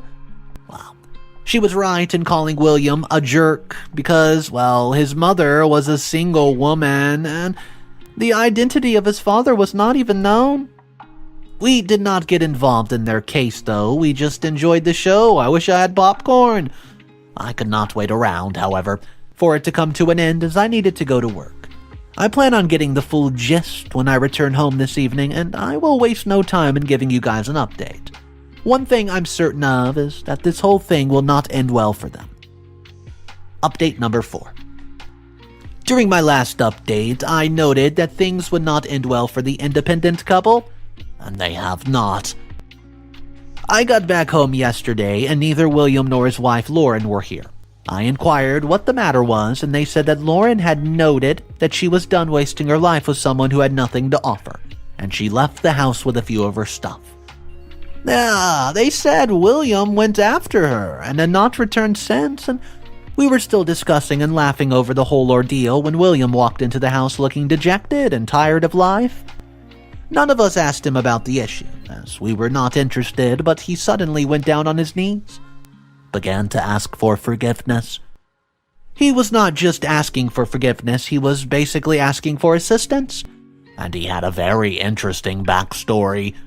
He noted that the money that he had, Lauren had spent on their expensive wedding and honeymoon was not just that, which my father had given him. He said Lauren had convinced him to borrow some money so they could make an impression during the wedding, and he admitted to having been misled by her. Everyone had a lot to say, but we just patiently waited to hear the reason why his apology was coming when it did. He said that he was telling Lauren that morning that once the money he had inherited was paid, it would be used to offset the debt, some of it, and they would be left with basically nothing. The whole thing did not sit well with Lauren, who had her eyes fixed on material things, and she immediately told him that she was done wasting her life with him, and that was why she had left. He had gone after her for the sake of the baby they were expecting, but she told him the pregnancy was a lie, just as I suspected. My mom, Sandra, and I had no form of sympathy towards William, even though he was back to the 0 point of his life. If the tables were turned, he would have treated us without mercy. I know of it. Just look at how he's behaved when he knew that the woman whom he called mother all his life was his aunt. How do you think that he would have related to us if he got the house and we got nothing? I kicked him out of the home without wasting my time. My family's carried on with their lives, and it feels good to be, the independent couple gone. William and Lauren were completely out of control. First of all, William was not even related to OP's family, yet he thought he was entitled to it, but the one that gets me tripped up is Lauren. She's literally not a part of this family at all. Only thing tying her together to this inheritance money was her soon-to-be husband. I mean, guys, come on. Lauren was the most toxic character I've seen in some time. Well, my sister-in-law might have made the biggest mistake of her life. Her words, not mine. She's trying to tell me that my kid is not part of the family because my kid's adopted. Well, I love my little baby. And you know what? I decide to tell her about a very large inheritance that she might be forgetting about, and she's not getting $1. Hey everyone, I've been a long-time reader of this here, but have never felt the need to share my own story until now. I'm 35 and my wife is 32, and we recently adopted a young boy after years of trying. We'd always wanted kids, but had made the decision at the beginning of our relationship that we would rather adopt than have a biological child. My wife has some medical issues that would make carrying a baby to term difficult, but not impossible. But after a few long and frank discussions, we agreed that we were plenty of children out there in need of a loving home and that we did not want to risk any complications with the pregnancy. We've been on the adoption journey for 3 or 4 years, and we're feeling incredibly burnt out. We're truly on the brink of giving up for a long few years of paperwork, background checks, and jumping through more hoops than you could ever imagine. Then 2 years ago, we got the call telling us that a little boy, only 3 years of age, was available to adopt. All of our years of trying had not been in vain. We finally had a child. Despite this, it was not all smooth sailing. Our son had been living in unsafe home conditions for the first 2.5 years of his life, and CPS, Child Protective Services, had to step in and remove him from the home. As a result, our little guy was incredibly nervous and withdrawn. The day we got to take our son home was the most important day of my life, a day that I'll always cherish. We arrived at the adoption center sweating anxious and unsure of how he would be meeting us for the first time. We signed in, met with his local social worker to discuss a few details, and then it was time. We were led into a room where a little boy was hiding behind a couch, watching the door fearfully. My wife and I went slowly into the room and sat down opposite of the couch and just waited for him to adjust to us being there. We softly said, "Hello," and introduced ourselves, and sat quietly until he felt confident enough to come out from behind the couch, which took about an hour. The moment I saw my son properly for the first time, it was all over for me. He, was and still is the most beautiful little boy I've ever seen in my entire life, with these big expressive eyes, curly hair, and a shy smile that I feel blessed to receive. The first smile he ever gave me was when he saw that I was playing with Legos, waiting for him to warm up to us. He slowly walked over to the table, saw the creation I've made, and looked up at me with an amazing shy smile. I said hello, and he whispered the softest, "Hey," right back. It took another hour or so, but by the time we left the center, our boy had allowed us to hug him, pick him up, hold his hand, though he was still incredibly shy. His social worker assured us that it would take some time for him to feel completely comfortable with us, but that he would be allowed us to interact with him already was definitely a great sign of how things are going to continue. It took some time, but our little boy eventually settled comfortably into our family. When we first brought him home, he naturally was nervous, sticking close to us and not wanting to go out of sight, and after a few weeks he began to come out of his shell, and we were so happy to see his personality start to reveal itself. What kind of face he makes when he doesn't like something, or what kind of things make him laugh. He has a love for heavy metal music, believe it or not, which we were shocked to discover when he starts singing along to a song on the radio on a trip to the grocery store. Despite the first 2.5 years of his life being filled with uncertainty and fear, our little guy has a curious and kind attitude. Although he's kept his shyness in the 2 years he's been part of the family, my wife is an only child, and so her parents have been over the moon to have a grandbaby to spoil. They live close by, and so have spent almost every Sunday with us and our boy since they met 2 years ago. The little guy absolutely adores his nana and grandpa, and it just makes me, and especially my wife, so darn happy.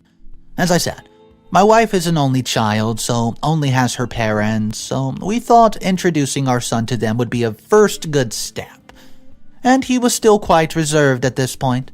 They spoil him, always bringing him treats and calling him their little prince. And the love of 3 of them share is just beautiful to witness. My family's always been a sore subject for me, and my parents were quite neglectful to my siblings and me growing up, and I had not reconnected with them by the time of their deaths in the past few years. The emotional abuse and neglect they inflicted on me and my brothers had led to a quite strained sibling dynamic. I'd only seen them a handful of times, and, up until we adopted our son, as I find that seeing them often brings up a lot of pain from my childhood.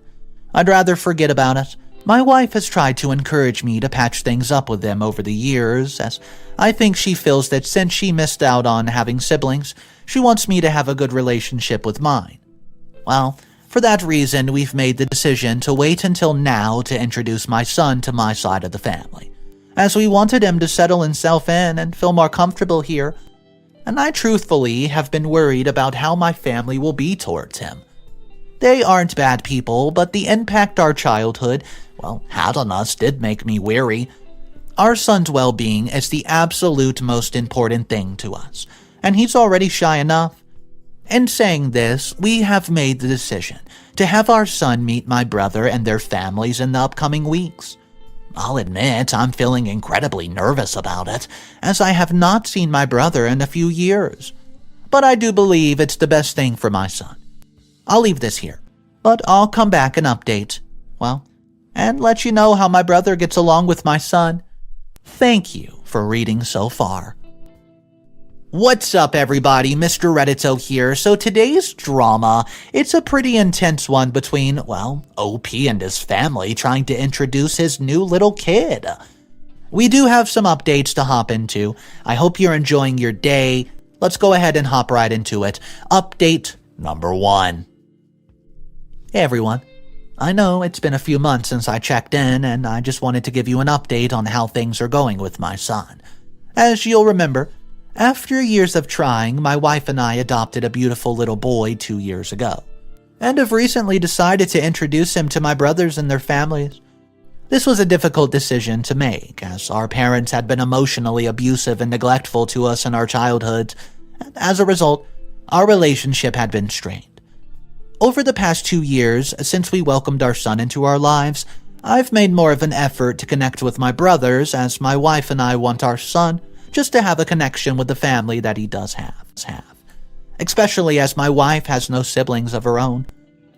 My brothers both have children around the same age as our boy, so we've always made sure that he spends some time with his cousins, as my wife has expressed how lonely she felt growing up with no kids her own age in her family, as she also had no cousins to spend time with. One of my brothers, Wayne, has twin boys with his wife, around the same age as our little guy.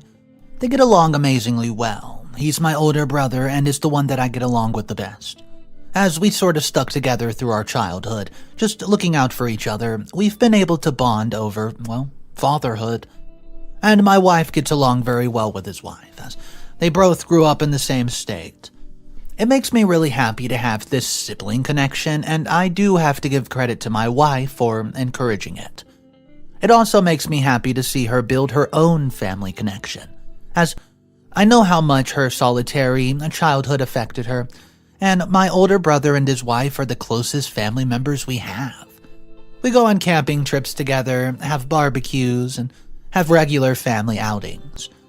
Our sons get along amazingly, and both my wife and I can see how much of a positive impact spending time with his cousins has on our son.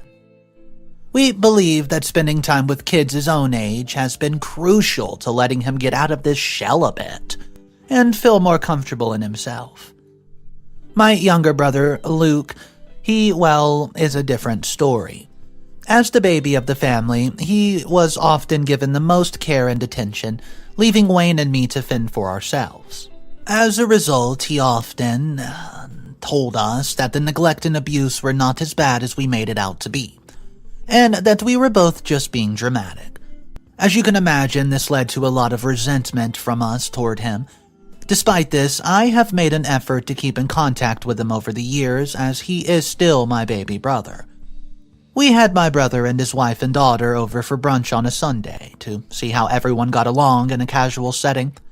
As always, our son was shy at first, taking a bit of time to warm up to them, but soon was playing with his cousin while the adults spoke over coffee. As I mentioned, I do still feel somewhat resentful towards my brother, due to him having an easier time in childhood than I did, but I made a concentrated effort to swallow my feelings for my son's sake, despite my brother making some snide comments here and there. What I took issue with, and still do, is my sister-in-law, Georgia, her attitude towards my son. Upon meeting him, she seemed standoffish and did not really speak to him, in comparison to my brother, who made an effort to engage with him. When my son and niece were playing, my sister-in-law would insist that my son was taking the toys from his cousin.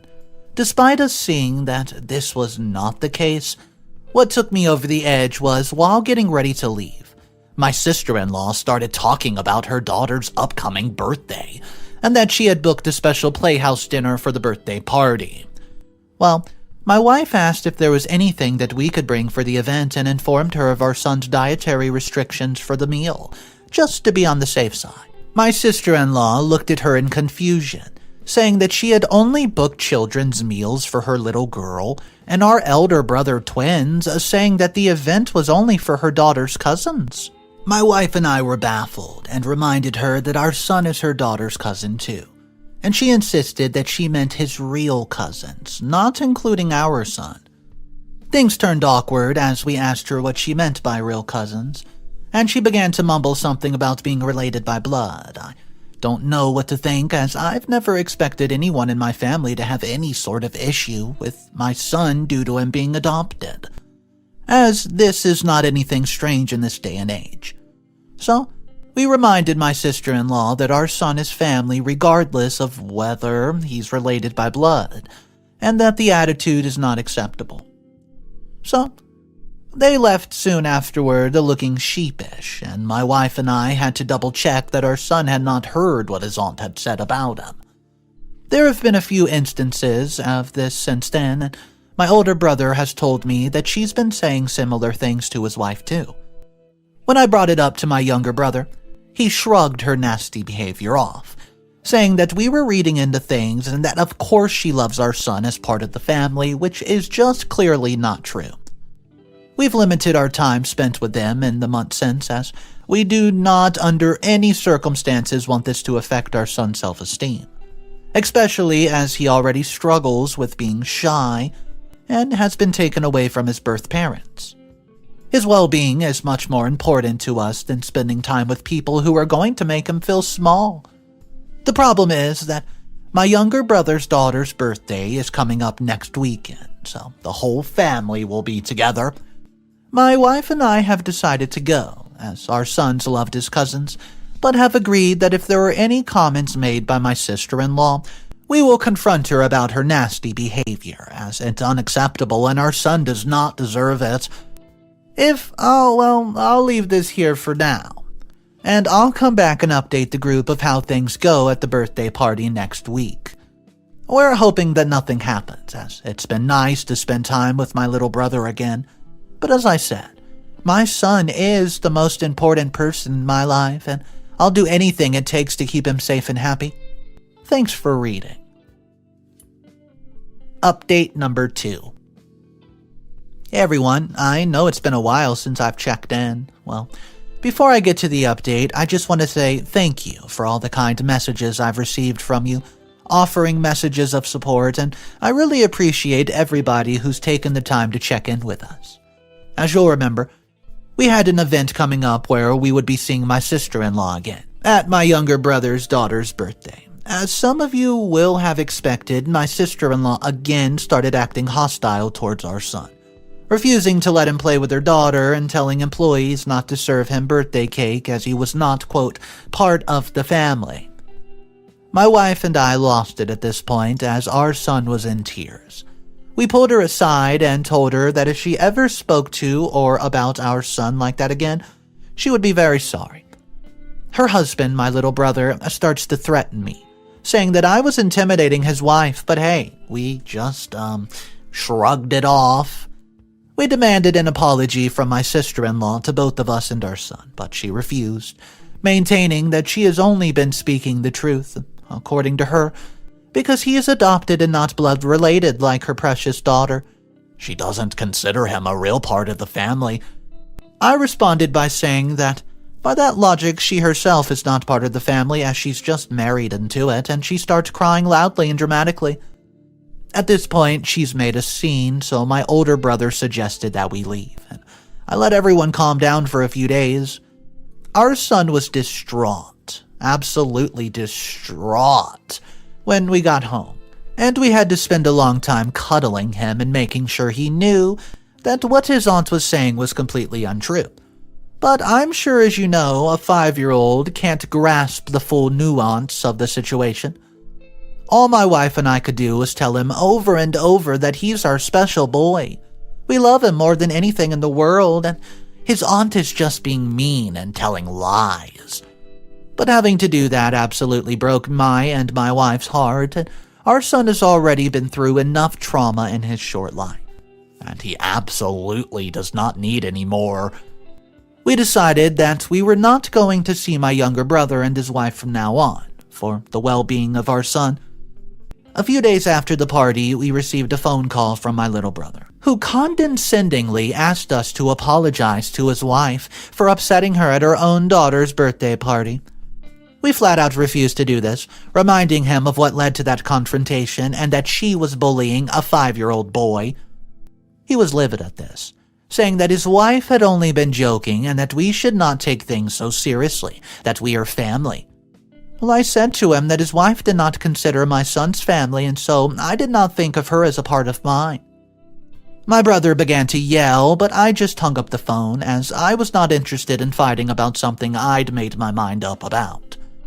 This was 3 weeks ago, and neither my wife nor I have made any contact with my side of the family, despite receiving many calls and texts, most of them angry and threatening. This is a hard line we've drawn in the sand, as we will not tolerate anything that will upset my son or affect the way he sees himself, under any circumstances. We've decided to take some time to calm down and maybe touch base in a few weeks to see if my sister-in-law will apologize, as we can see how much our son misses his cousins. Thank you all for reading this far. I'll be back in a little bit, and I'll let you know what happened. Update number 3. Hey, it's been about a month since I last updated, and I just wanted to share some of the things that have happened since. The craziest thing is that a few days after my last update, I received a call from my family's lawyer, telling me that my great-aunt had just passed. I'd been very close with her as a child, spending most if not all my summers with her in an attempt to escape my emotionally abusive parents. She was a soft and kind woman with a hell of a sense of humor, and I actually felt more affection for her than I did my own parents. We'd lost contact over the years, and I had not thought about her in quite some time. Getting a call was a shock, and so was the news that she had left everything she owned to me, including her beautiful home and all her possessions, in what amounted to around $2 million. I know it sounds unbelievable, trust me, I know, but my great-aunt had married an oil tycoon in her youth, and who had died quite young, leaving his fortune to her. She'd been a recluse, and, well, a bit of a hoarder, and so just kept all the money instead of spending it, and apparently had decided that I was the worthy one that's going to receive it. In the days that followed, we received numerous calls from extended family, checking in an attempt to try to get some money for themselves. People that I have not even seen since I was a little boy. Well, I expected this, but what I had not expected was to get a call from my brother and his wife, absolutely begging for forgiveness. As you'll remember, my sister-in-law had been mean and hostile towards my son, resulting in us cutting off contact with her. Due to her unwillingness to apologize, she had always stuck to what she had said and made it clear that she did not feel she was doing anything wrong. So, imagine our surprise when we received a call from her a week or two ago, telling us just how sorry she was for upsetting our boy, and asking us to come over so she could apologize to him in person. Now, my wife and I are not stupid people. What are the chances that they have been telling my wife of my great-aunt's death? That I was receiving the inheritance and that my sister-in-law had spontaneously seen the error of her way? We knew that they were just trying to get some of the money for themselves, but wanted to hear the apology anyways. For our son's sake, and also to see if we could bring back some stability in our family dynamic. We would not be receiving the money for a few weeks anyway, so what was the harm? So, we went into their home last week, and my sister-in-law apologized to my son, telling him that she'd been mean and had been telling lies about him not being part of the family. Our son was over the moon to hear this, and to be able to play with his cousin again. Everything seemed to be going swell, and we had accepted her apology until my wife overheard my sister-in-law being nasty about my son. Yet again, this time and right there in front of his face. While speaking to her daughter, she had told her daughter that she did not have to let my son play with her toys, as she only had to share with her, quote, real family. At that point, my son burst into tears and ran to my wife, who had been just outside the door and could hear everything. Clearly, my sister-in-law had expected no one to believe my son if he told us what she had just said. We quickly picked him up and, before leaving, told my sister-in-law that she's a horrible person and deserves nothing from us, and she began to cry and scream that she didn't mean it. But my wife and I quickly left with our son in our arms. Yet again, we had to reassure him that he is our family and that we love him more than anything else in the world, but yet again, this is just too much for a 5-year-old to comprehend and be able to take in. Since then, we've gone radio silent with everybody, even my older brother, who I had more of a positive relationship with. We've had to damage control with our son, as all of his back and forth has really taken a toll on his self-esteem. The inheritance money comes in 2 weeks' time, and my wife and I have decided to save most of it for our son until he gets a bit older. I'll leave this here for now, but I just want to say a huge thank you to everyone for your kind messages over the past few weeks. Well, they're truly appreciated, and the support really means a lot to us. Thank you again.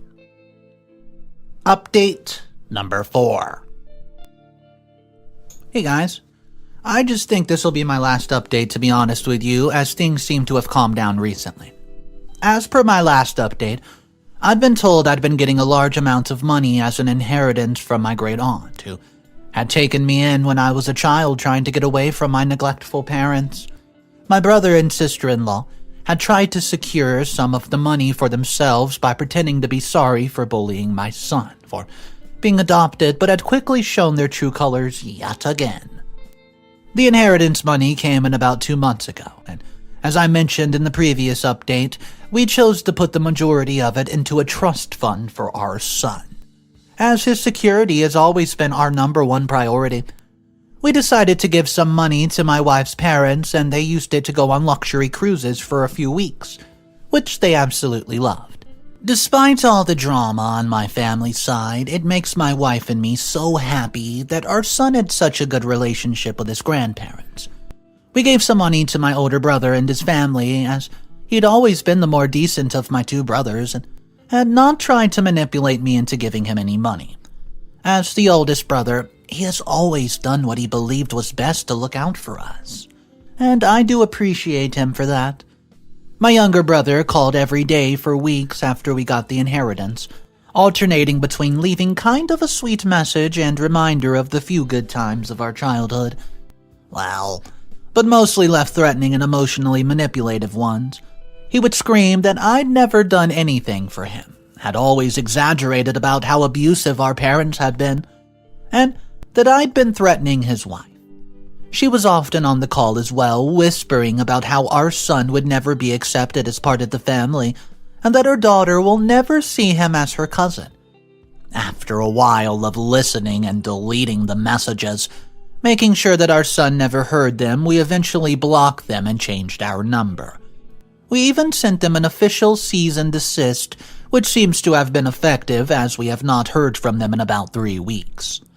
It's a huge shame that it had to end like this, but in a way, I'm glad that my brother and his wife showed their true colors, as we now know not to let them be anywhere near our son. As I've said multiple times, our son's safety and happiness is the most important thing to my wife and me, and we would stop at nothing to make sure of that. If that means having a small family unit, so be it. And at the end of the day, our son knows how much we love him, and that's the most important thing in life. We just want things to be calm and stable from now on for his sake. I'll leave this here, as I don't think I'll have anything to add from here on out. But I want to say again how much I appreciate the support that I've received from the people in this group. You've been a lifeline for my wife and me, and we could not be more grateful. Thank you from the bottom of our hearts. So I want to know exactly what you guys would do if you were in OP's position and your sister-in-law was basically being an absolute demon, messing with a kid, abusing a kid that just got adopted. I mean, give the kid a break. Telling a little kid that he's not part of the family when he just went through some very rough stuff in his life. Wow, what kind of person would do that? So, how do you go about handling it? Do you go the legal route, which OP did, or do you do something a little bit more petty? I would love to hear from you guys. My parents just ruined my credit score, and I am going to explain exactly how I am now owing $120,000.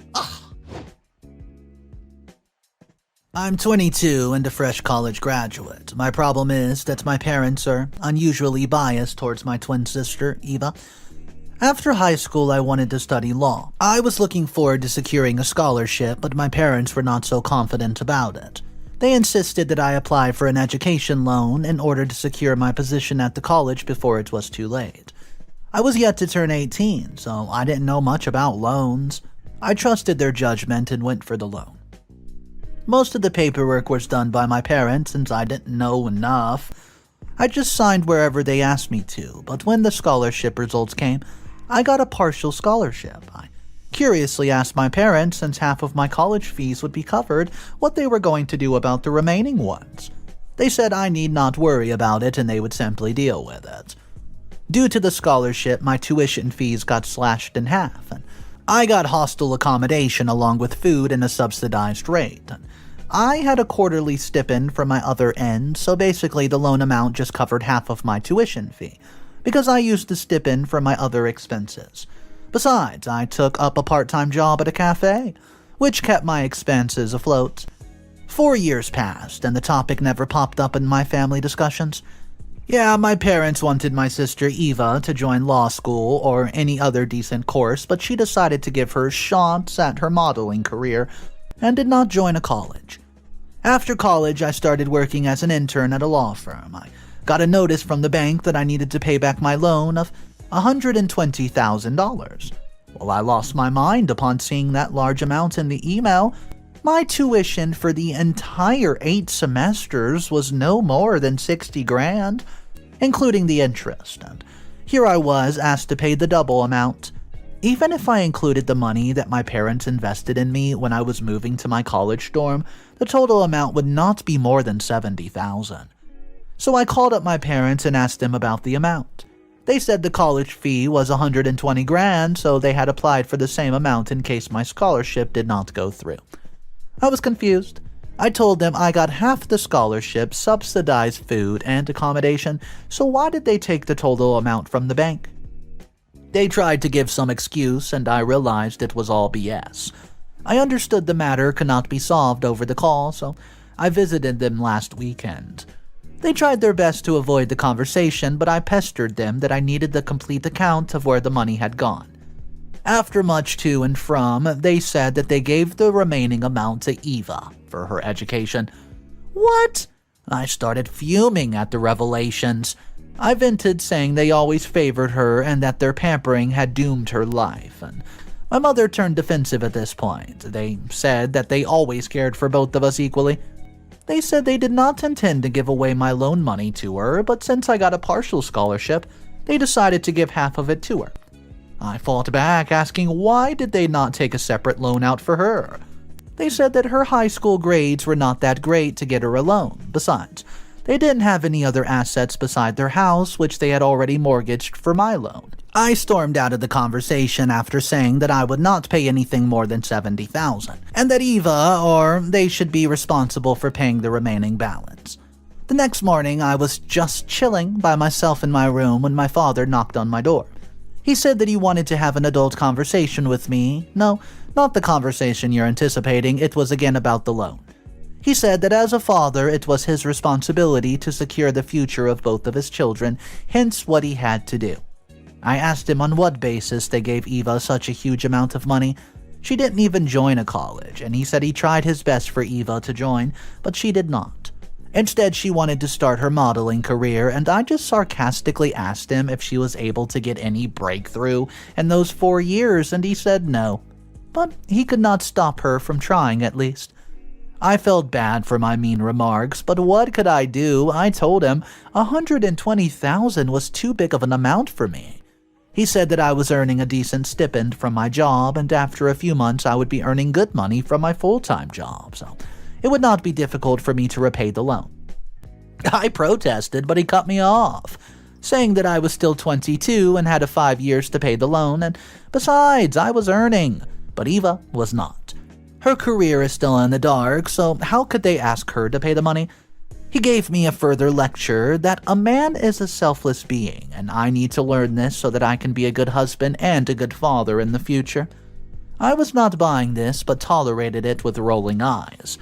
You see, the thing is, I just don't know if I really should be paying $50,000 on my sister's behalf.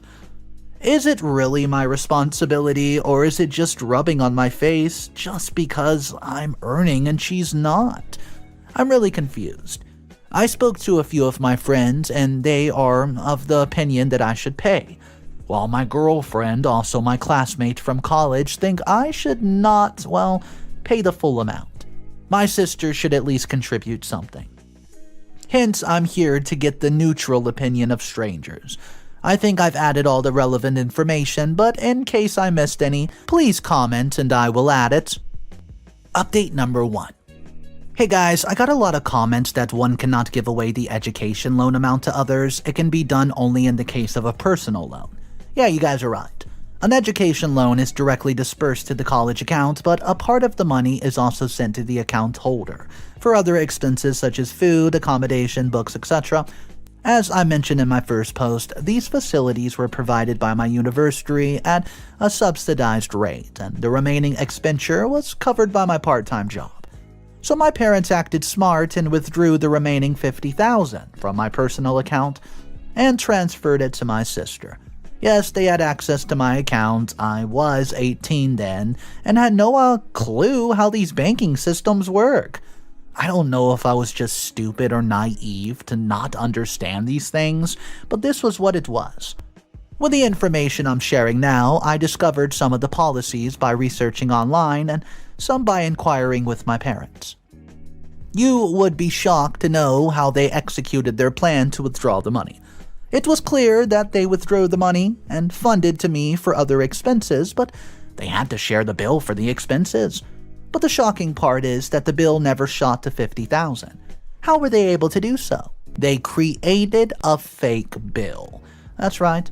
They confessed to doing so because they had no other option but to do it. And yes, they had the option, and it was not to withdraw the money. I walked out of them several times during the conversation, but I realized it was not wise because I needed the solution, not them. The loan was in my name. It would screw up my credit score, not theirs. If I defaulted, I would be jailed, not them. So I calmed down and told them that if Eva could not pay the loan amount, they had to pay the $50,000 on her behalf. That simple.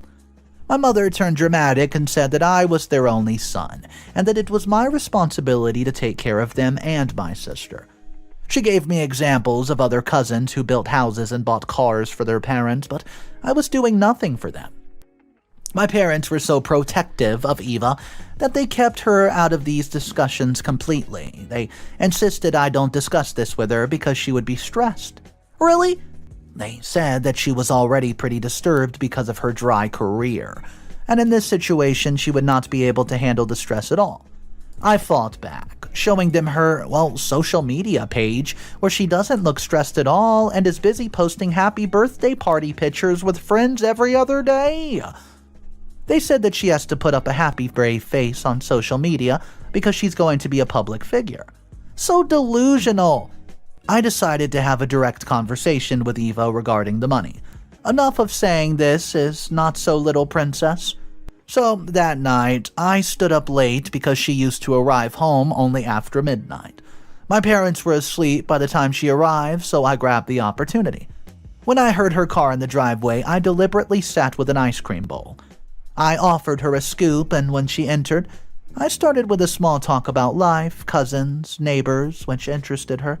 I also gave her some gossip about her school friend to make her comfortable.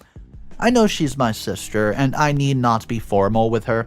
I wasn't formal, but I was never that close because of my parents' bias towards her, so, I kinda hated her. Evil, I know. During the conversation, I asked about her career. Trust me, her response did not give me the slightest vibe that she was depressed about her career. I asked her if she had undertaken any courses or skills related to her aspirations. She said no, and I asked her then what she did with the money her parents gave her. At first, she gave a confused look and said, "Which money?" I said, $50,000 from the student loan. Do you know what she did with that money? No. No cosmetic surgery, lip job, or anything. It would have been a better utilization of the money. Guys, she spent the money on nothing. She had just wasted it away partying and vacationing with friends. I was trying to put on a face until then, but at that moment I absolutely lost it. I could not help but yell at her in shock about how she could spend such a huge amount partying. She fought back and said it was none of my business, and of course it was my business because I was being asked to pay the money back, that she had smoked out with her friends. Our arguments got so severe that my parents woke up and rushed to intervene. Seeing us arguing, they charged me, asking why I indulged with her in the money matters. Why not? She's the one who wasted the money and is being unremorseful about it. Usually I don't fight back, but this time I did. I asked them if they knew about it and they tried to calm me down, insisting that we discuss it in the morning, but I insisted that I needed clarification right then and there. I made it clear to the spoiled princess that I would not pay the money that she spent. I would only pay my tuition fee, and she challenged me to do whatever I wanted, but she would not pay a penny. She said that the loan was in my name, hence there's no way that she would be caught legally. She was right to an extent. I felt so defeated that I could not stand them any longer. I told my parents that either she or they would have to pay the money. I stormed out of the house and stayed with my school friend for the night. The next morning, I left for my hostel without talking to anyone. Luckily, through my first post, I got the contact information of a bank official, and he really guided me with the loan policy. After the confrontation with Eva and my parents, I spoke to him, and learned that I could actually sue my parents for faking the bill and taking the loan amount. But before that, I had to gather the original bills. It wasn't easy because I had lost most of the bills while shifting from college dorm to my condo after graduation. It took me a few days to scavenge through the emails and other apps to gather all the soft copies of the bills. After I left home that morning, my parents did not even bother to call me or check up on me. Had it been a normal situation, I would have been fine. But I left the house in a rage, yet they ignored me. I also did not want to speak to them, so I did what they least wanted me to do: harass their little princess, Eva. I sent the excerpts of the law which stated the penalty in the jurisdiction for loan forgery, and said that if they did not pay back the $20,000 plus the $50K in total, I would sue them for fraud, and, well, I have all the original bills, and I would resist the court cases just because they're my parents. She did not reply, but moments later I get a call from Dad. I didn't answer. He left a voice note that I was such a greedy person who could not even bear minimum responsibility for my younger sister. Younger sister? Really? She's 2 minutes younger than me, for goodness sakes. Even then, I might have thought of paying if she had utilized it properly, or even if she was guilty of it. No, she was proud of spending it. My parents feel that they are entitled to my money. Why? Just because I earn? The message that I sent to Eva, I forwarded to my dad. He did not respond back, but my mother did. She labeled me as greedy and stubborn and self-centered, and I told them I didn't care what they labeled me, but they needed to pay the money anyways. And after a lot of back and forth and constant follow-ups, my father said that he would need some time to review his assets, and then he would get back. It's been a week since, and I've not heard from either of them, and I know I went a little too far when I said I would sue them, but do I have any other option? Neither that, or am I incapable of paying the money as utilized judiciously? So why the hell do I take the unnecessary burden upon myself? I will update you on the situation as it progresses, but thanks for guiding me. Update number 2. As I mentioned in my previous post, I almost threatened my parents that I would sue them for fraud if they did not pay $50,000, which they gave to Eva as they had forgot my bills to get the amount. After several arguments and bad-mouthing, my father borrowed some time to review his assets and get them back. It's been more than a month since I've heard back from them, and although I had 6 months to start my loan installment, I started paying off the EMI loan since I was already working. It was my third EMI, and it's a long time until I'll be halfway through it. I have to pay half. Nonetheless, I texted my father again, asking him about the status. He said I did not get a response, but a few days later, my mother and Eva showed up at my condo. I called them inside, but my mother yelled at me right from the corridor. She called me shameless for blackmailing my parents for some money when they had worked their entire life to raise me and provide such a good education for me. In order to avoid any scene in front of my neighbors, I urged them to come inside, so they came inside, but Eva also joined my mother in accusing me and labeling me with all sorts of mean words. I shouted back at Eva that she was the one who should be ashamed of smoking out such a huge amount of money and that she should pay. She said she did not ask our parents to give her the money, they gave it to her by themselves, and now she's not liable to pay it back. Do you guys see any logic in that reason? No, right? My mother went so far as to blackmail me, saying that even mortgaged their house for my future. I lost my patience and said that in that case I'd stop paying the EMI and ask the bank officials to auction the house and recover the loan amount. Hearing this, they understood that I was not going to be convinced, so they bit their tongue, cursed me, and left. After a month or so, I again followed up with my father, saying that they needed to pay the money. He replied, stating that they're planning to partition the backside of the house to give it for rent, and that rental money would be used to pay the EMI for Eva's share of the loan. I felt bad that my house had to be split to repay the loan amount, but more than me, Eva should be the one guilty of this. But she wasn't. She constantly just blamed me for breaking the peace in the household, and I've stopped caring about it. As of now, I'm paying the EMI. I discussed with the bank manager regarding the tenure, and he said it was still 3 more years before $70,000 would be paid. So, I have 3 years to squeeze money out of my parents' pockets. Hopefully by then, they'll be able to arrange the money. I'll update you guys if anything develops. Update number 3.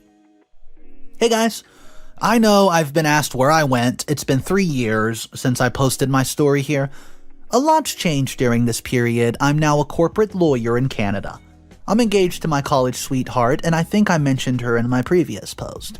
We're planning our wedding next year, and finally I'm loan-free. I've completed paying off my loan amount, and I'm grateful for all my accomplishments and success, but I also lament my souring relationship with my parents. My father agreed to rent out half of our house and cover Eva's loan payment, as I mentioned in my previous update. He did pay for a few installments, but as soon as they got to know that I had a high-paying full-time job at a big corporate company, he stopped paying the EMI. Initially, he gave several excuses, like the tenant not paying the rent, my mother's medical bills had shot up, and sometimes he said that he was in debt for his business, hence he needed the money. He kept stalling the payment for the last 2.5 years, saying something or another. I never visited my house after I moved to Canada because I didn't like it. I believed his lies for a few months until I called my aunt, who lived next door. My aunt told me that there's nothing like that, and even my parents had constructed 2 more floors on top of our house and rented it more. They were actually earning quite well and leading a lavish lifestyle, and I asked her if Eva was able to make a breakthrough in her career. My aunt laughed at this and said that she was never serious about it. She always wanted to suck up my parents' money. This revelation confused me, and I asked her if she was sure about all these things. She said that my mother and Eva left no opportunity in the family gatherings to flaunt their designer wares and new collections of jewelry. She even sent me pictures of them from a few events.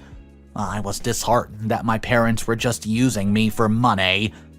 I was so mad at them that I sent the final ultimatum to my father that if they did not pay the money, I would have to lodge a police complaint against them. And by then I had moved to Canada, and I also told them that I would default on the loan, and that he would have to lose the house that he had mortgaged, and I also said that I don't need any more credit from the bank, so I don't care to take a hit on my credit score. It won't matter. The same series of events happened which I had described earlier, where my parents and sister ganged up against me and abused me. At one point, it got so torturous that I felt like just paying the whole money and getting done with it. But my girlfriend supported me and helped me fight through this, and her sister is into the police, and she took her help in my matter. Her sister called my parents and said I was at the police station to lodge a forgery complaint against them. However, since it's, well, not a criminal case, they wanted to have an out-of-court settlement. I felt bad for doing this, but I had to. My father agreed to pay the money. I played my cards well and said that I would not get into the trouble every now and then, hence they needed to pay the money in one shot, and I knew he had the money. My aunt told me that 6 months before the incident, my grandfather's house was sold, and all my aunt's uncles and my father got $200K each as their share. After, well, a little hesitance and threats of police complaints, he finally agreed to pay the money at once. He transferred the money a week ago, and I preterm closed the loan by paying off my share of the amount. With the money, he also sent a note that they were going to disown me and cut me off, so I should never contact them again. I broke down at this, and my girlfriend said that it was not my fault at all. They're just greedy humans, mean, but no matter how bad your family is, it hurts to get disowned by your own blood. I cried and even blamed myself for the situation, and I even thought of giving them back the money, but when my emotions subsided, I realized that even if I did everything for them, they would not value me. I'd been paying the EMI for the last 3 years, yet they never appreciated nor loved me. They never asked for the money politely, and they always demanded it as if they were entitled to it. On the other hand, they were just showering their wealth on their useless daughter. Why? Just because she was a girl, I don't know what the logic behind the bias was. I know I might get a lot of hate for threatening my parents and extorting the money from them, but it was fair. I've come out of the guilt, and now I don't care what people label me to be. I wanted to make this closing update because there were a few people from the community who really helped me understand the loan policy when I was young and naive to understand its complexities. Anyways, thanks for hearing me out. Alright, let's cut to the chase. Some of the comments in the comment section of the original post were saying how they do not agree with OP to go after his family like this and try to get the money back. He was saying that he agrees that they do have a responsibility, and OP's responsibility was to help his sister and his family out. I would say that was about 30 to 35% of the comments from the original post, and about 70% were saying, no, we don't agree with that at all. OP did the right thing, chasing after the money that his family put him in debt for. It was not his responsibility, and his sister did not even use the money for education. So guys, I do want to know your opinions on this.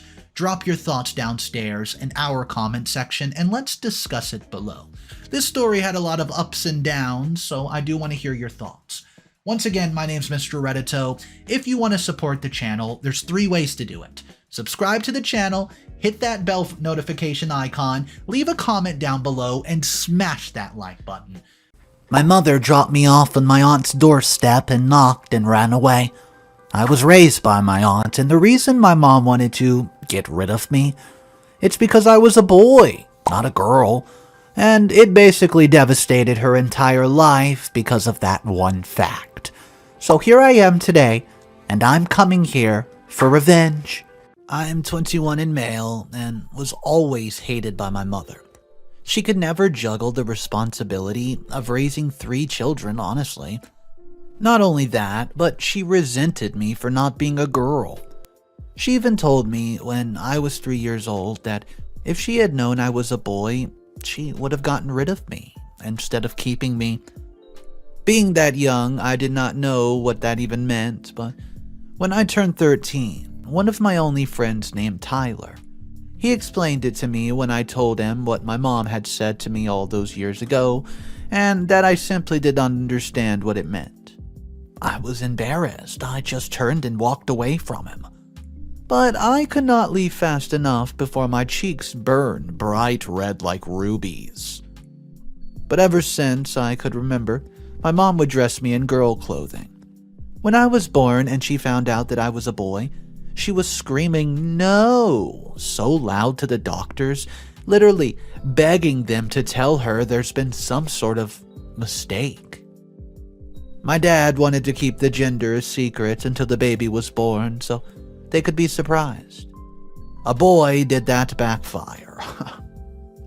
So, if she could not have another girl, then she would make me look like a girl all the while, causing me great harm and ridicule every school year, and she would not allow me to have any kind of boy toys, just dolls and Barbies. I hated every second of living with my parents. I even tried to do all of my work at school, and I got straight A's. Yet, when my younger twin sisters brought home their report cards, they had C's, D's. They were treated to whatever they wanted for supper. It never mattered how expensive the restaurant was, and they would still get to go. And do you think I got to go with them? No. I had to stay home and look after our dog. One year in first grade, making me about 6 years old, my mother had gone out and bought my sister some new clothing for school. It cost well over $200. And I took those clothes and ripped them to pieces and cut them to shreds. And my mom walked in and saw exactly what I was doing. She started screaming at me, yelling how ungrateful I was and that I was going to pay her back every single penny she spent on that clothing. And then she flew through my room, started throwing all of my clothes, toys, and belongings into a suitcase. I asked her, "What are you doing?" She just ignored me. Next thing I knew, she was screaming at me to get into the car. So I did just that, and I waited to see where we were going. Well, to my surprise, she took me to my aunt's house. She told me to get out, grabbed my suitcase, and walked up to the front door and rang the doorbell. So that's what I did. And then Mom sped out of the driveway, leaving me just standing there, all alone. I was terrified and a little relieved. My aunt opened the door and found me just standing there. She was shocked to see me and to see me in tears, but with a smile upon my face. She welcomed me inside and told me to follow her to the back. Well, the house we went through and passing the living room, yeah, it was small, well, I guess you would say average-sized, with an office desk and chair in the main room. She told me that this was her office, but she could blow up a mattress and I could stay here the night. I laid awake in bed for hours, all while my aunt was calling my mother on her phone over and over again. She and my uncle were trying to be quiet as they spoke about me and why I was there. They were trying to make sense out of the entire situation. I think she was in such shock that I was just left alone on her doorstep that she forgot to even ask me why I got dropped off unannounced. I could not stop thinking about how much I hated my twin sisters. It's not my fault I'm a boy, and I definitely don't want to be a girl. The next morning, I woke up to the smell of bacon. Pancakes, chocolate chip pancakes at that. I had never had breakfast made for me at my house, so my thoughts were those pancakes and bacon are probably just for them, not for me. Therefore, I didn't even get out of bed. I just laid there listening to my stomach screaming at me that it wants some food and that it was starving. Shut up, I spoke to my stomach. To my surprise, there it was, the knock on the door. Uncle Larry standing there in his work clothes. He asked me if I was going to sleep in or if I wanted a hot breakfast. But that, either way, is fine. They would just simply save me a plate and stick it into the microwave, but let me be honest with you guys, I was shocked at this. They made me breakfast? I told him that I would get up now and come eat. I always had to make my own breakfast at home, and as a 6-year-old, that usually meant a cold Pop-Tart or cereal with very little milk. Or even sometimes just a banana. But never, in my days, this gourmet meal that they had set in front of me at the moment. They even had orange juice, which happened to be my favorite, but Mother would never buy it because I was the only one who enjoyed it. Yet, my sister Lily liked pepperoni Hot Pockets, and she would get them every time. I sighed and then loaded my plate with as much food as it could hold, and I stuffed my face. My Aunt Lucille and Aunt Larry looked a little shocked at how much I was eating and how fast. Lucille even told me I should slow down so I don't choke. But I didn't care. I never had food this good at this much. I always got leftover parts of the meals my mother made because she would make my plate last, and she would make sure just to give my twin sisters the most of it. My Aunt Lucille really did become like a second mom to me, and my Uncle Larry, well, he was like a father. I was really happy just being there. They even went out and bought me whatever kind of clothing I liked. So now I had a bunch of band t-shirts and jeans that were not skinny jeans. And the best part is, a regular pair of Nikes. I was never bullied at school again after being left with my aunt and uncle. Now today, I am 21 years of age. I just celebrated with my little family and a few friends. I didn't drink much, though. I just didn't really see point in it. However, I had a lot of fun. By the end of the night, my Uncle Larry was feeling too good, but, well, he had drunk an entire fifth of vodka to himself. I had to help my aunt get him on the couch, but he just didn't look right to me, so I told my aunt that we needed to call an ambulance just to be sure he was okay. So my aunt called emergency services on her cell phone, and then we waited for the arrival. He ended up throwing up all on his back, so we had to hurry over to turn him on his side and get it out of his mouth so he didn't choke. The ambulance finally showed up and told us that it was likely that he had alcohol poisoning, and he does need to be rushed to the hospital. My aunt was inconsolable, but I managed to get her to calm down. We rushed to the hospital behind the ambulance, praying the whole way. But when we got there, they brought us into one of those little rooms. You know, the ones where family members get taken to when their loved ones don't make it.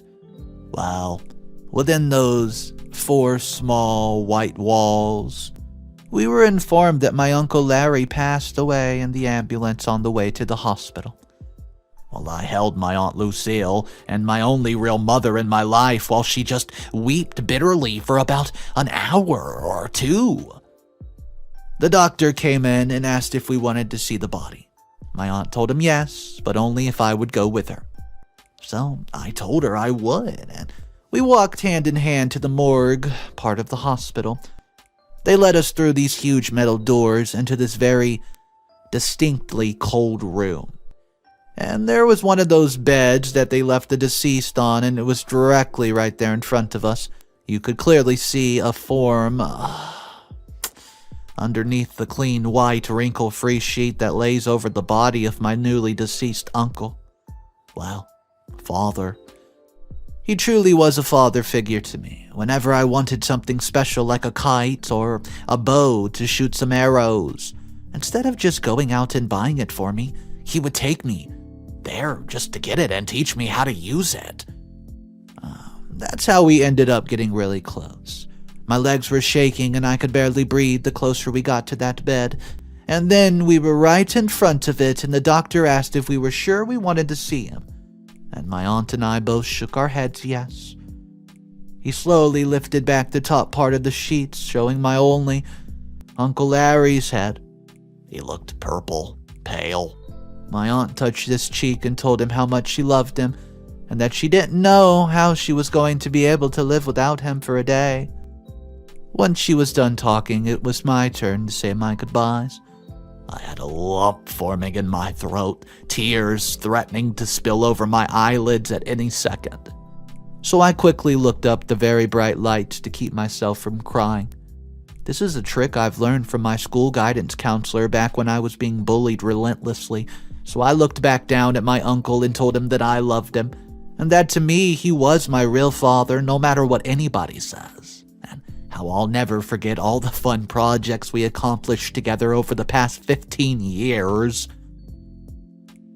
The doctor recovered his body and we made our way back to the hospital lobby. Then, we made our way back home. The next day, we made funeral arrangements and many people showed up to give their respects out of the family. I was forced to stand right next to my uncle's head of the casket, and I was feeling a little bit uneasy. About 4 to 5 hours later, he was buried, and we were in the car driving home. At the same time we had pulled into the driveway, my Aunt Lucille stopped and looked at me very intently. What is it? I asked her, scared that she was going to kick me out just like my parents had. She had this look in her eyes, but I could not put my finger on it. She reached into her purse and pulled out an envelope and carefully opened it up and handed it to me. It was my Uncle Larry's will. And Uncle Larry has left everything to me. I was so shocked I choked when I tried to protest to my aunt that she should be the one who gets the money, all of it. She disagreed and said that he wanted me to have it so I could take the money and take over the business I've been working so steadily at. I felt blessed, yet guilty, because here I was with a fortune, and when I kept reading the document I found out that she and Uncle Larry had invested in very promising stocks, one of which were Apple and other one was Microsoft. I begged my aunt to take at least half of the money, please. However, she looked at me and said she would not touch it. I even put in some envelopes and hid them around the house in places she would eventually find them. After I moved out and was on my own, however, no matter where I would hide them, she would always find them and they would end up back on my desk in my bedroom while I was sleeping or at work. That's when I decided I'm going to sell half of the stocks and use that money to build an enterprise business. My dreams growing up, and it was to have a chain of my very own restaurants. And while living with my aunt and uncle these past 15 years, Lucille has taught me how to cook just about anything and everything from scratch. So I know I can cook, and I can hire people who are also great cooks. The owner was putting the restaurant up for sale soon, and I was not going to let it go without a fight. I just know that I can take the inheritance money and really transform that old restaurant into something that people will flock to. To my surprise and my luck, of course, and possibly my uncle up there, Dad, looking over me from heaven and helping me make all the right choices and saying all the right things while negotiating for the restaurant. I even had to threaten the owner with blackmail about all the pictures I have of how dirty the kitchen was and how people were dropping food on the floor and still serving it to the guest. And not only that, but the owner was not paying property taxes on the restaurant at all. So I offered him 2 choices and I looked him in the eyes and I said, he sells me the restaurant at a 15% discount, and I don't show all the skeletons that are in his closet to the press. Or he doesn't sell me the restaurant, and I start searching for all of my evidence and malpractice within the food industry and show how it really does go against their standards, eh? Well, he reluctantly took my first offer and sold me the restaurant, and I spent the next year renovating the entire side of it, and even the kitchen, buying new furniture, tables, utensils, appliances, stoves, and so much more. And I painted the walls with my Uncle Larry's favorite color of blue. But not the blue like the sky, but the blue that you see when you first see an ocean for the first time. That deep, deep, dark blue. What's up, everybody? Mr. Reddito here. So today's story has multiple updates. Right here, OP just hopped into a venture, basically said, I'm all in with my inheritance. I am excited to see what happens next. If you guys are new to the channel, welcome. I animate and narrate stories every single day, so if you don't want to miss any upcoming videos, make sure you subscribe. It does help support me a lot, and let's jump into the first update. The time was coming soon when my 3rd restaurant would open down in Houston. My Aunt Lucille kept telling me how proud of me she was, and my twin sisters, on the other hand, were more than angry at me for getting all the money from my Uncle Larry. They won't stop texting me and asking to borrow some money because they need a new computer or clothes, makeup. My parents even asked me to pay to send them both to college somewhere. I laughed so hard in their faces that I snorted. Me? Pay for the two of you? What? Nightmares? Yeah, that's not gonna happen. I can still remember how much they teased me growing up, all because of the way Mother used to dress me like a girl and not let me cut my hair short like the rest of the boys at school. My mother would egg them on by telling them to do my hair or even play dress-up. And if I didn't play along, they would scream and cry, and then Dad would get up out of his chair and stomp into whatever room we were in. I can still hear the sound of him taking his belt loop off to slap that belt across my back. It would burn like acid, but I refused to shed a tear. I wouldn't let him know how bad he hurt me. I wish he would try something like that today. He wouldn't stand a chance. My sisters kept texting and calling, trying to ask me for money just about every single day since I've gotten it. And now that I have this chain of restaurants, my phone is just constantly blowing up. Friends, my parents, long-lost relatives, especially my 2 twin sisters. I had to do something and get them to stop because they don't deserve the hard-earned money I've made. And yeah, I know. My Uncle Larry left me a lot of money, blah, blah, blah. However, listen, we spent a lot of time together, and he probably thought of me like his own son. I mean, I think of him as my dad. And my Aunt Lucille and Uncle Larry could not have children of their own, so maybe, you know what? I filled a void of a hole inside of his heart. I sure hope so. Well, that makes me smile, at least. My phone's ringing, so I pull it out of my pocket and check to see who it was, and of course, you guessed it, my sister. I answered the phone and said, "No, you can't have any of my money." But she begged me to help her because she just wanted to be able to go on a trip, she said. She just kept going on and on about money. How if our parents had that kind of money, they would give it to her. And I told her that's because she and her twin sister are terribly spoiled rotten, and I'm getting so angry now that I can barely even breathe.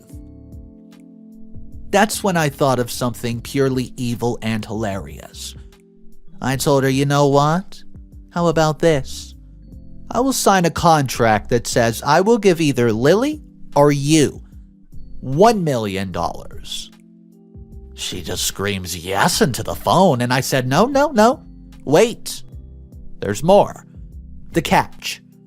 Both of you have to buzz all of your hair off, and then you have to shave your entire head too, so you're completely bald. And whoever gets to my restaurant on opening night first at 7 p.m. will get the money. She told me she would call Emma and ask her and then call me back. I knew they would do it because they're so desperate for taking anything and everything that's someone else's. And they have to get everything they want, and they never listen to the words no. The reason I chose to have them shave their head is because they always have a mirror in their hands. They have to look pristine all the time, and they have to wear the most expensive of designer clothing. And now I'm going to get them to shave off their pretty little blonde hair and just be as ugly as their souls. My phone's ringing again, so I answer. I know that it was going to be them. Of course, she told me that they would do it. And then she hung up. I just laughed and laughed. What they don't know is I'm not even going to wait till the grand opening of my new restaurant. It's only 4 days away. That's when I had a great idea. I started to make some phone calls to all of their friends that were on both of my sister's Facebook pages using Messenger. Guess what I did? I invited them all to the grand opening, even offering to pay for their drinks at the house for the whole night. Update number 2. And to my surprise, 75% of them said they would be there. I told them to make sure to be there at least 15 minutes before 7, so they could get the best seats of the night. I also told them there will be an unexpected chance of entertainment for the night and they would not want to miss it. I started to feel a bit guilty about what was about to happen, but then I remembered how my parents chose them over me, their firstborn son. I was left on my aunt's doorstep with just the clothes on my back and a suitcase full of girls' clothing. That was actually the best thing that ever could have happened to me. I finally had a family and parents who played with me, listened to me when I talked, and answered any of the questions that I had, no matter how weird they were. I even bought my aunt a brand new cottage home in a really nice neighborhood.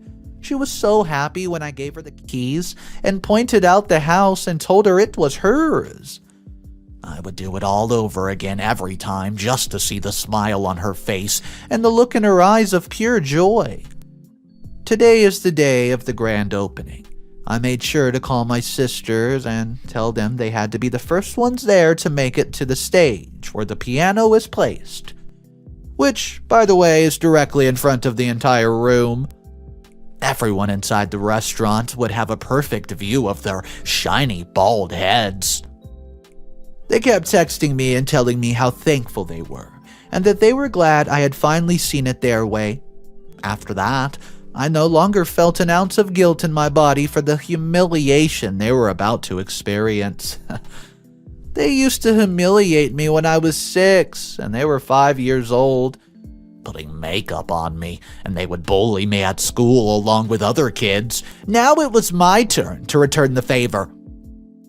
I was so excited I could barely sleep a wink. Today is the big day. It was time to get ready, so I went and got fitted for a brand new suit. I wanted to look my very best on such a special occasion. After all, it's one not very many people will ever be able to forget. Now that I have my brand new, sharp-looking suit, it's time to head to the restaurant and shock. Well, see how many people are feeling it. I parked around the back of the building and slipped into the back door. I made sure that there were these big lights pointed directly at the stage. Any minute now, one or both of those airheads would be running through that door frantically trying to outbeat the other one for the $1 million. The clock just struck 7. It's time. Update number 3. Hey guys, when I finally came out of the kitchen, I was shocked by the overall turnout. There had to be at least 60, 70 people inside and even more outside waiting in the line halfway down the block. Any minute now, I kept saying to myself. I hurried up and pulled my phone out of my pocket so I could make sure I recorded the entire charade. And bada bing, bada boom, there was a commotion at the front of the restaurant at the front doors. People were being shoved left and right and pushed out of the way, practically trampled. It was my twin sisters, fighting tooth and nail to make it into the building to be the first ones on the stage, and then I caught a view of them and their shiny, pale, bald heads bobbing up and down as they raced against each other, right to that stage where I'm currently waiting to be able to tell them the good news. Lily slammed into me like an absolute freight train, almost knocking us both over, and then she screams, "Yes! I won!" She did it so loudly, everyone in the room was looking in our direction. But Lily just kept yelling it, all while Emma's crying and telling me how it's not fair. And then I yelled, "Actually, no, you did not win." Lily and Emma both looked at me shocked, like I had just performed the world's greatest magic trick, and they were so confused about how did I pull it off. Well, I said it's time, and I cleared my throat, and I said this. Neither one of you even came to witness me sign the contract, and you didn't sign nothing yourself, so therefore, neither of you gets anything. I just smiled in their faces, then turned and walked away. All I could hear was them screaming about their hair, and the money, and I lied And I just chuckled, and for once it felt really good for a change. Everyone was absolutely horrified by the scene that was unfolding in front of the stage, and all you could really see were flashes of bright lights from a bunch of people taking pictures from their cellular devices. However, not a single person cared enough to listen and snapped away. The next day, I checked my Facebook, and the first thing I saw was a flood of pictures of my sisters with their bald heads crying. Yeah, I wanted revenge, and I got it. I doubt they'll ever forget this for the rest of their lives. My parents, though, finally got to see the post, and they were absolutely livid. They came to my house and practically broke down the door, trying to get in to confront me about what I have done to my sisters. I just simply ignored every word they said and laughed in their faces. There was no way in heck I was going to let them make me feel guilty. I finally got the last laugh, and I still have all my money too, just to keep my company. So guys, the comment section of this one was going a little bit insane. They were mainly saying how, hey, OP, we can understand how you had resentment and stuff growing up, but what you did was just too petty, too over the top. I mean, making your sisters cut their hair off just to go ahead and sabotage their life by posting these pictures later on social media and embarrassing them. Everyone's saying that's just a little too far and you shouldn't have done that. I want to know where you guys lie. What would you have done instead, or do you think that OP should have done that? Go ahead and drop your comments down below, guys. If you're new to the channel, my name is Mr. Reddito. I post stories every single day, so if you want to pass some time, stop by, see what we're up to. Have a fantastic day, and I'll see you in the next one.